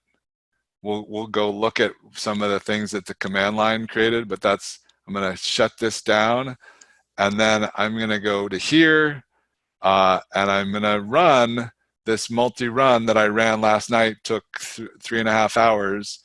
You can see again, it does what we just did, takes all and turns it into low CV, and then it does low CV import with a low CV import of the osmotic shock data, and then an all import of the osmotic shock data to give us 2 different files. And I'm going to start that again. I've sort of moved my runs from last night out of the way, so I can start that. And then you can see that what the script does is so if we go here, you can see that the script has taken my log from last night and renamed it with a date stamp. And then it started a new log, which is now getting updated in here. And you can see that it's gotten through adding the decoys, the shuffle decoys, saving to a new location, and it is busy importing the replicate files. And if I go now to this WIF replicate, here is the location it's doing the trial. You can see it's got a bunch of temp files and this XIC directory, which is where the chromatograms are getting extracted to, and this is the celebsec all file that it's got in this directory.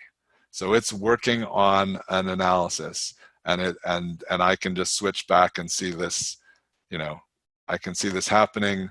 I could bring up the task manager and see my, it's using a lot of my CPU.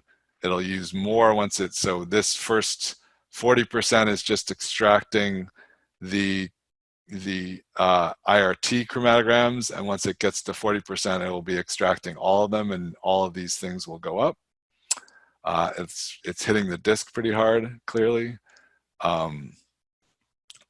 So that's what's going on. We can now go have a look at what actually gets produced by these scripts by looking in the save folder. So these are the 3 analyses that I did last night. This is my two template files, the all and the low CV. And if I go to the reps folder, this is, you know, if I open this, it would look a lot like the file we just looked at with the replicates and the CVs the way we saw them. Here also is the PDF that my R script generated. So you can see that these are the areas. These are the peak areas. This is the peak areas report. It's a report exported by Skyline.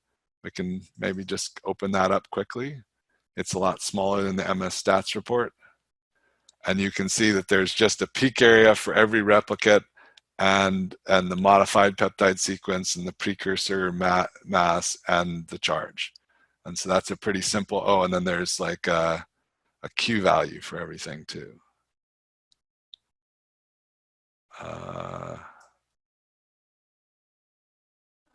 Yeah. So let's go ahead and close that. And then if I open up this PDF, then now you can see this is a plot that's being added to Skyline right now. Over the runs, you can see how many were detected. This run 8 seems to have, you know, slightly fewer detections, but you can see that there's this trend of more and more things get detected, and fewer things are detected in all runs. So the orange is, or the yellow is cumulative, and then the blue is things that have been detected in all runs. And then this is the line of things that were detected in at least 4 runs, and then there's a 20% CV cutoff. This is, you know, that basically the number of things that we end up keeping in our. And so then this is another interesting plot that's also being added to Skyline right now, which is a histogram of how many things were detected in all the runs. And you can see that there's a lot of stuff, that there's actually false discoveries sort of piling up on the detected in 1 run or even 2 runs. And then these are the predecessors to what you saw in Skyline. I was generating these similar CV histograms in R before I convinced Toby Road to implement them in Skyline. So you've just been looking at them in Skyline, but I would look at them in here. And then this is that 2D histogram of CVs. So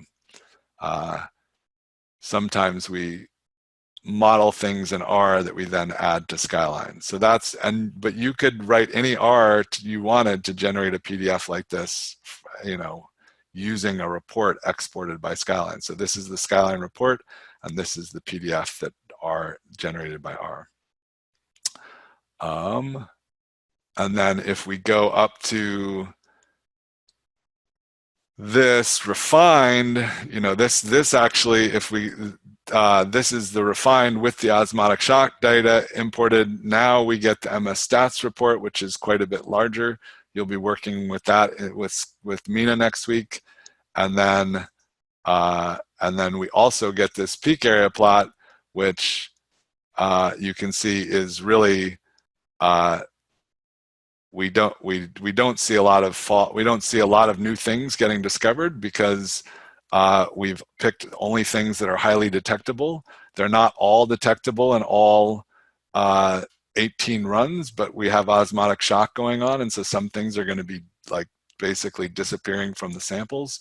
So, and then we have no false discovery rate buildup. So this is like, you know, in this refined data set, it really looks like what you would love to see going into MS stats.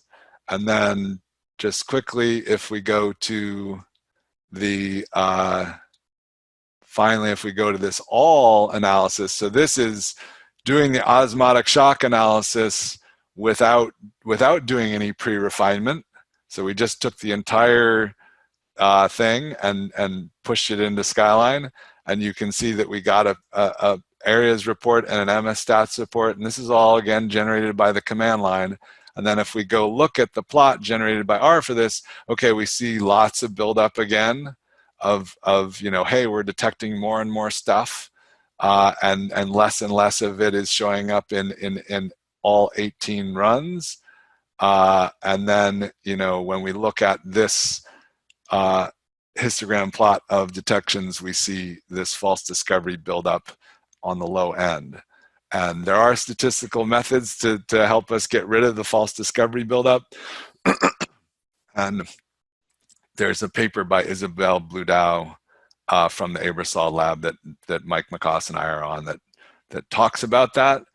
They're not getting applied here, but that is just a constant problem when you use these large libraries, these unrefined libraries. You'll get that kind of false discovery rate buildup if you don't apply the right statistics. So let me turn to some questions. You can see that Skyline continues to run on the command line, and we are, you know, still working on our first 4 files, 57% through, and we're using quite a lot of our CPU, but I can still sort of navigate and work happily. So let's look at some questions here and answer a few of them. Okay. So I'm going to start at the bottom because they're going to be the most relevant right now. By doing the refinement, is there a penalty or bias in the identifications, or maybe boost scores of not so great IDs, or is there some minimum number of peptides to use?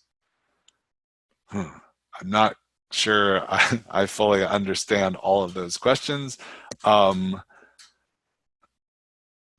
Penalty or bias in identifications. Well, my feeling is it really gets rid of a lot of the noise, and especially if you're going to do quantitative proteomics, you really don't want a lot of stuff that in your calculations that are going to bias your quantitative calculations. And I think people doing targeted proteomics are really used to spending a lot of time optimizing the method, and yeah, maybe biasing toward toward choosing things that are measurable, and really understanding and refining our understanding of what we're measuring, and even using injected standards and really making sure there's no interference. So there's quite a lot of method development that goes on to doing good reproducible quantitative proteomics, targeted proteomics, and certainly if you're going to take it to translate it to a clinical assay. So this is just taking one step in that direction, and I think people who get, you know, overly worried about, you know, is that biased? Are you choosing certain things? Shouldn't you be choosing nothing? Well, if we were choosing nothing, we wouldn't even allow our DDA experiment to choose what peptides we're using. So I think we've already used DDA experiments as a first cut, and this is just, I think, doing a better job and giving us lower noise data to analyze. So that's my opinion on that one. If you run DI experiments including phosphorylations in the library, are there chances phosphorylated peptides would be later affected or discarded by IRT regression model?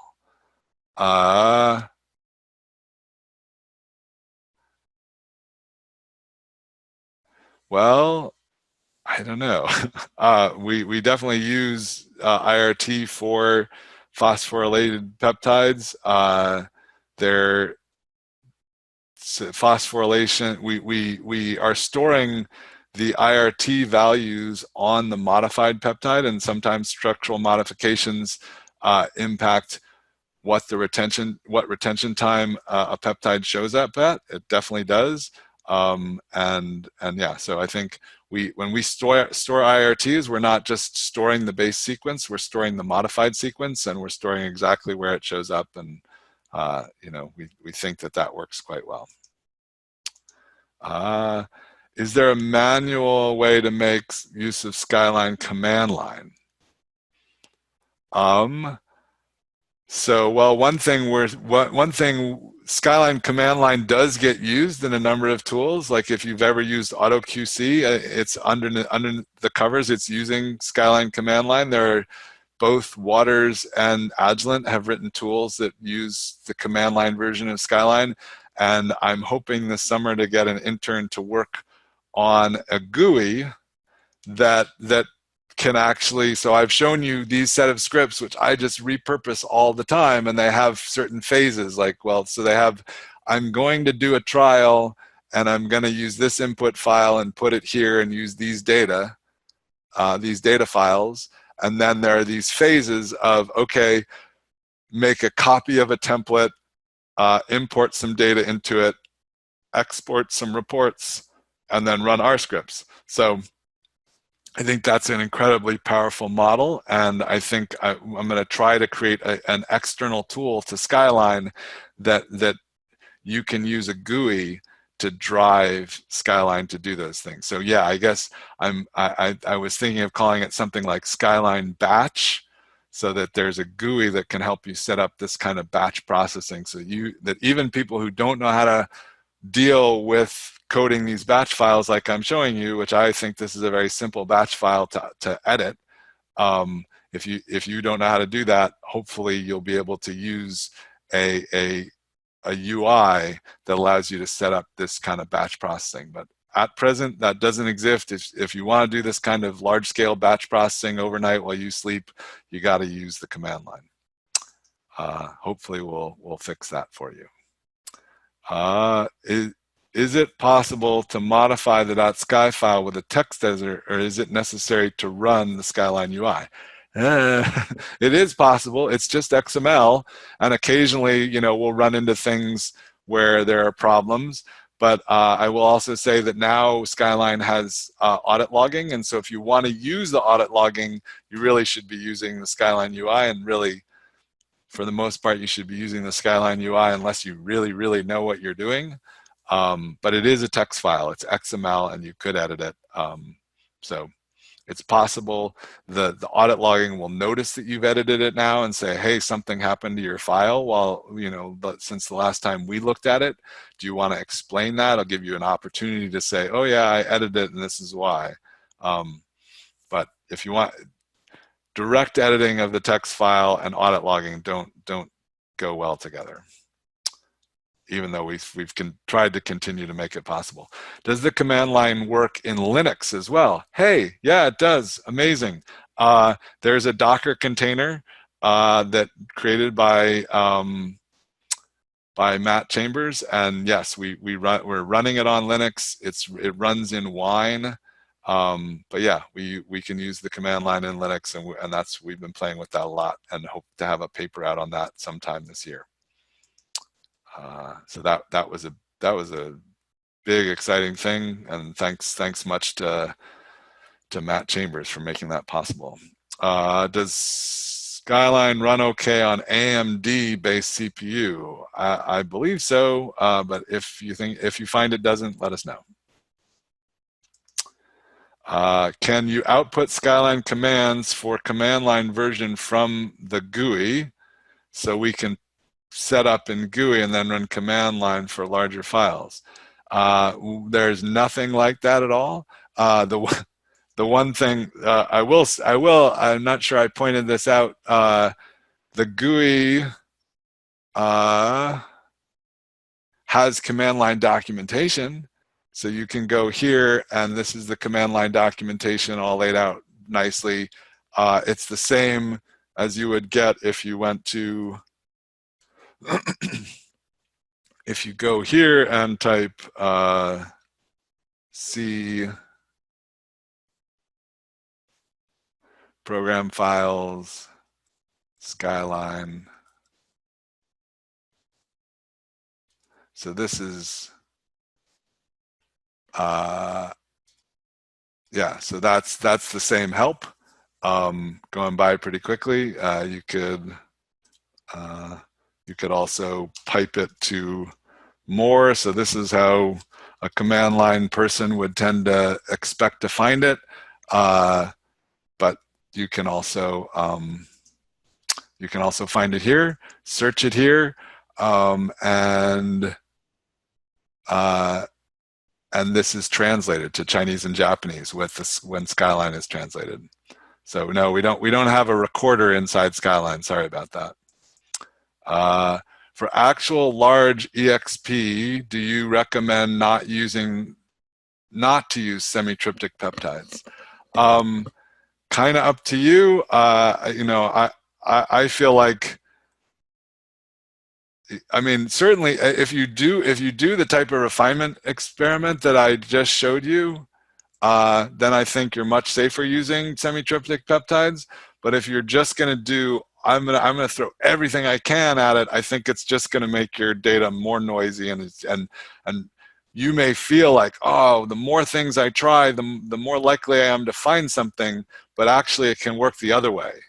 The more stuff you throw at a quantitative tool that is not actually quantitative, the less likely you are to find something, the less sensitive your experiment becomes. So be careful. That's because of multiple hypothesis testing. You're best off testing one thing that is high probability of yielding the result you want than testing a million things to find one thing. So have you tried DI acquisitions on QCs to upload to Panorama for auto QC? That's totally possible. And I'm pretty sure someone out there has tried it. I haven't personally tried it, but yes, it's totally possible you can use DIA for QCs. Can Skyline PROSIT be used for ETD DIA experiments? No, I don't think that they have. I mean, you would have to check with the Kuster lab, but Skyline doesn't have. I mean, unless you point me to a predictor that I don't know about yet, where PROSIT is predicting ETD spectra, but I've never heard of it. So, if you have, send us an email and we can try to enable it. Can we add customized modifications in addition to built-in ones? Absolutely.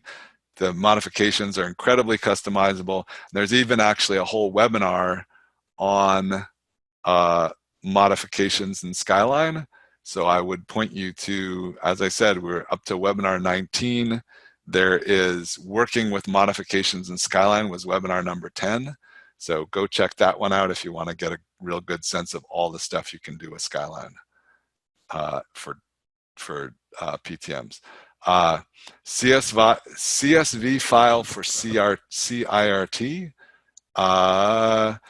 If you're interested in more on the CIRT, I would recommend looking at the original paper on it. I'm sure there's some sort of CSV file showing what all the peptides are, and that again, I showed it yesterday, but if you weren't here, it's Parker, Aebersold, Roast. So here it is. This is the article. If you do Parker, Aebersold, Roast, you get to this identification of a set of conserved eukaryotic internal retention time standards. So that's a great article. Highly recommend it, and it's the underpinning of what we're doing with CIRT. Can you clarify what Skyline does when you say yes or no during the retention time prediction step? So yeah, the retention time prediction step where it goes, do you want to recalibrate? that is saying, you would say yes if you have really high confidence that you're going to use the library you created on the same chromatography only, right? So you're not trying to make this a public library or something that you're going to share with another lab. This is a library created specifically for this purpose, and then you'll get better results because you're calibrating to your chromatography. So otherwise, say no. If you want to use it again and again, and chromatography may change, and then you would say no. For how long QC data on Panorama stays public? Is there a limitation on it? If we keep adding files to it to see the QC performance over time, would it be fine? Yep, at this point, you know, we have no limitation on Panorama. I think we intend that if we ever feel like, oh wow, we really need some help, we would just go out to the people we would start with the people who are using Panorama the most. Turns out the McCoss lab is by far using Panorama the most, but you know, we would just rank all the labs by who's using the most, and then we would just start talking to them about. And I don't think we're never gonna have a charging model. We would just go, it turns out that the most using labs are people we already know, and we would just go to them and say, hey, you know, is there any way you can help us find grant funding to keep this going? But we would start with the top biggest users. You're unlikely to be one, and if you become one, then you'll probably be a close friend of ours. So we'll talk to you about helping to fund Panorama in the future, if we ever get there. Script or tools to make the reverse FASTA sequence. So the transproteomic pipeline has a tool for decoy. So I would go look up the transproteomic pipeline from the Institute for Systems Biology, and they have tools to make those forward and reverse FASTA files. Is there any way in Skyline to process DIA data without a DDA spectral library? I'm thinking of something going in the direction of DIA Empire Encyclopedia. Yeah, we're actually working on a DIA like a improved integration with a DIA Empire algorithm, and we integrate really well with Encyclopedia. So if you want to process the data in Encyclopedia and then import it into Skyline, you can you actually can use that. I guess, let's see, I think you can use import peptide search. We'll just make this I think we've made it. Whoops. Yes. Okay, so I think, oh, it should pop up in a second. You can say use existing here. So we've been building a spectral library, but if you said use existing and browsed and found an elib from Encyclopedia, you could just go through the entire import peptide search. And our lab does this a lot. Our lab is using Encyclopedia. Oh, we've got to switch to DIA. Our lab is using Encyclopedia and then importing the data into Skyline for visualization and quantification. So you can do it that way. So we're trying to give you access to all the great tools. Why don't you use 3+ ion charge, the fragment ion charge, 3+? That I was just sticking with the way it was described in the experiment itself. I don't tend to use 3. You know, I don't feel like they show up as much. But yeah, if you have a place where you have charged 3 fragments, I saw some pretty high charged peptides, neuropeptides being used. So yeah, it really depends on your experimental setup, and you get to choose. I was just going in the case that I showed today. I was going with the publication itself. Could we add customized modifications? I already answered that one. The answer is yes. And there's a great webinar on that. Most of your examples seem to be for discovery proteomics experiments. Well, that is what we're doing here, but if there's again 20 webinars if you're more interested in something more targeted. We got lots of that too. These sessions are very much focused on discovery proteomics because they actually yield the most interesting statistics to the VTech lab, and Mina and Olga were interested in that, so we went pretty heavily with the discovery side of things to make what comes next week, the statistics, more interesting. But it says, do you have a tutorial that would be more focused on therapeutic monoclonal antibodies or antibody drug conjugate? Not yet, but we're definitely working on. Yeah, I mean, you can go look at some of the Skyline tutorials and webinars. There's nothing directly on monoclonal antibodies, though we are working with drug companies and specifically on the multiple implementing support for multiple attribute models is a big focus of ours right now. Wow, still got a lot. We've got 11 questions, answered 37. There's still a few people around. I guess I'll just keep answering. Yeah, for another five minutes or so. Each time that we update Skyline manually, uninstall old version, then install new one, the custom reports are lost. Is there a way to recover them? Well, you can, if you uninstall, you can go and get the config file. So if you're going to uninstall and reinstall, what I would do is, and this is there's on the Skyline page, there is a tip. So we've got these tips. There's an early tip about recovering from a broken installation. This teaches you, you don't maybe have a broken installation if you're going to uninstall and reinstall, but it teaches you how to find this user config file, which contains all of your saved things. So that's definitely one way, is you grab the user config file, you uninstall, and then you reinstall, and then you put it back.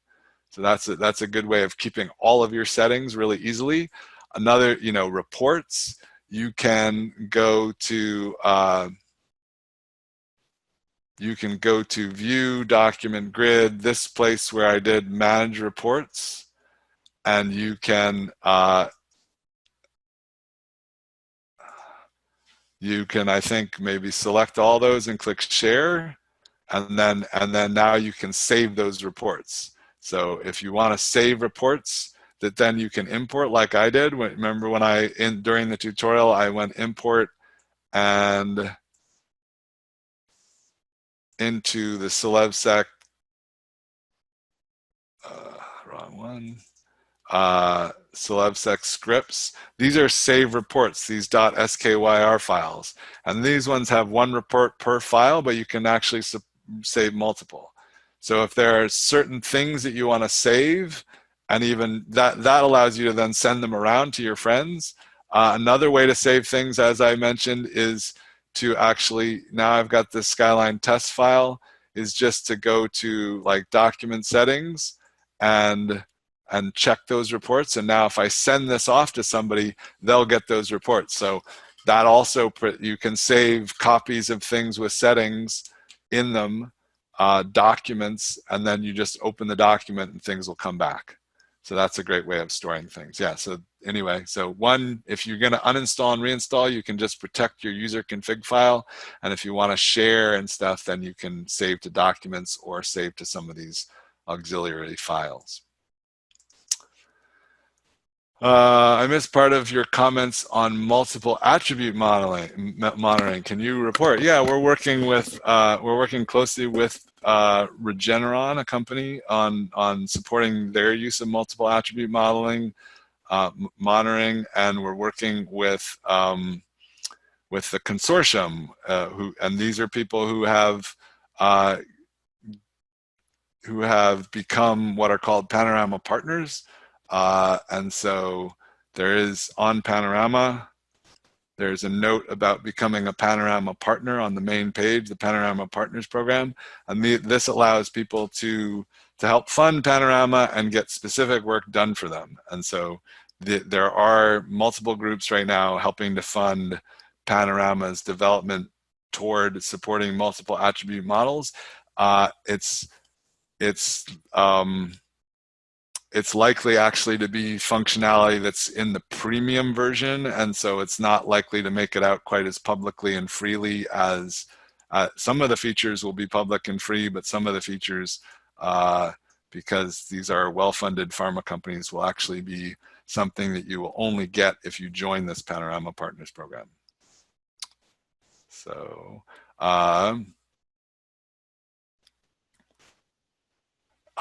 yeah, contact us on multiple attribute monitoring if you want to talk more, and certainly if you belong to a some company or consortium that can help fund it and create a relationship where we're working on meeting your needs with funding, that would be great. What is the minimum recommended number of using IRT peptides? So I generally recommend between 10 to 20 peptides for IRT, and I've had great luck with anywhere up to like 75. So you can use more, and you get a really nice regression when you do, and you'll get some insight into whether or not there's distortion. But yeah, so 10 to 20. I wouldn't go lower than 20. But I've had people request to go as low as like 5. So, okay. Is your administrative version a special version of Skyline, or is it just installed under the account admin privileges? It's a special version. So if I go back to Skyline,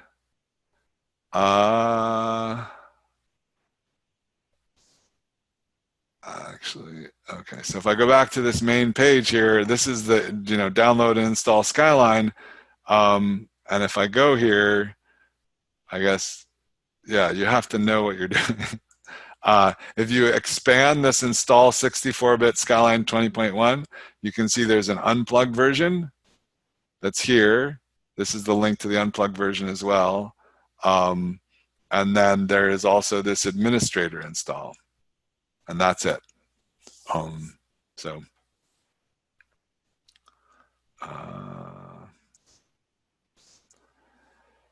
Can I install Skyline under Linux? And the answer to that is you can use Skyline command line under Linux. It's in a Docker container running under Wine. You cannot use Skyline, user interface on Linux. How does an SSD affect your processing times? Size of SSD. So hopefully improve things. And well, I'm not sure you knew, but all my processing today was done not on an SSD. We can go back to this command line thing here and see it's making good progress without an SSD. Is that really the... Yeah, okay, well, it's not even, I guess it's still not even done with our first processing. But Skyline does quite well. It turns out that it's not usually super, like you can see here, it's not disk bound. It's CPU bound. So the SSD helps, I would say, but it's on a percentage. It's like 10 to 20%. We did a lot of work to make it that case. Initially, I mean, you have to be very careful about how you access things to avoid really thrashing on a spinning drive. And we did that work. We think it works pretty well. So you're going to get a percentage improvement on an SSD, but I generally don't really worry about whether or not I'm working on an SSD. Skyline works just fine on a spinning drive.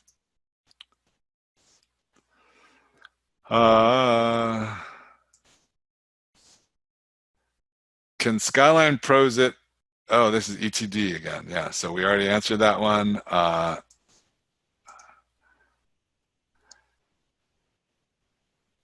to use endogenous peptides for RT alignment. So I kind of that's the CIRT. And if we had, I could have continued using those CIRT peptides. Those are endogenous peptides in yeast. But I knew that the DIA data contain the IRT peptides, so I went with the IRTs. But basically, you would just do what I did and not replace the standards.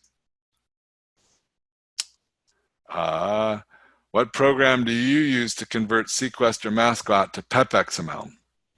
So we use the transproteomic pipeline. Yeah, that was, you know, the data you saw used iProfit.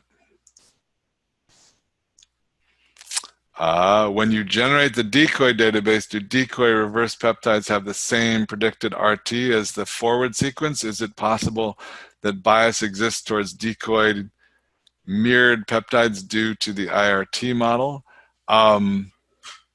Yeah, we do. We use the same IRT value for the decoy as the source. I don't have a good answer to that question, I guess. I think we feel like it works pretty well, and there's a lot, and it's the same thing that all IRT, that all MProfit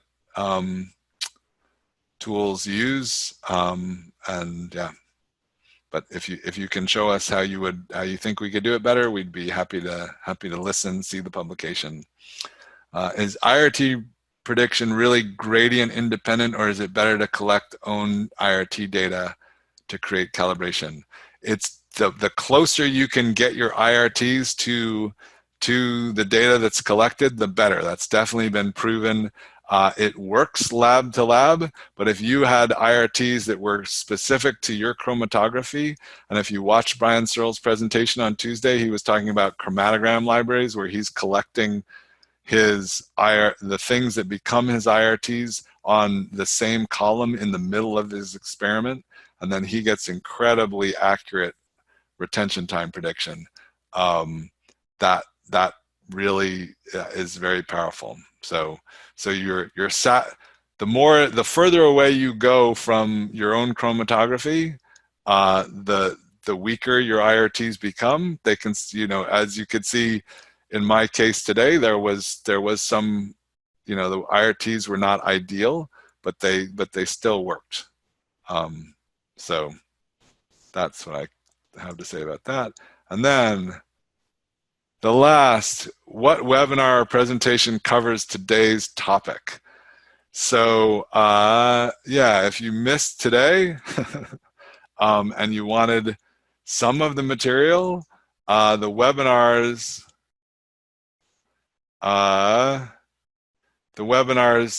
that are most relevant are the one I showed yesterday, which is this 18. 15 and 14 are also quite relevant. They actually introduced the scripts that I showed. And then the last thing is, if you go to this May Institute YouTube Northeastern, I'm hoping that'll get me there.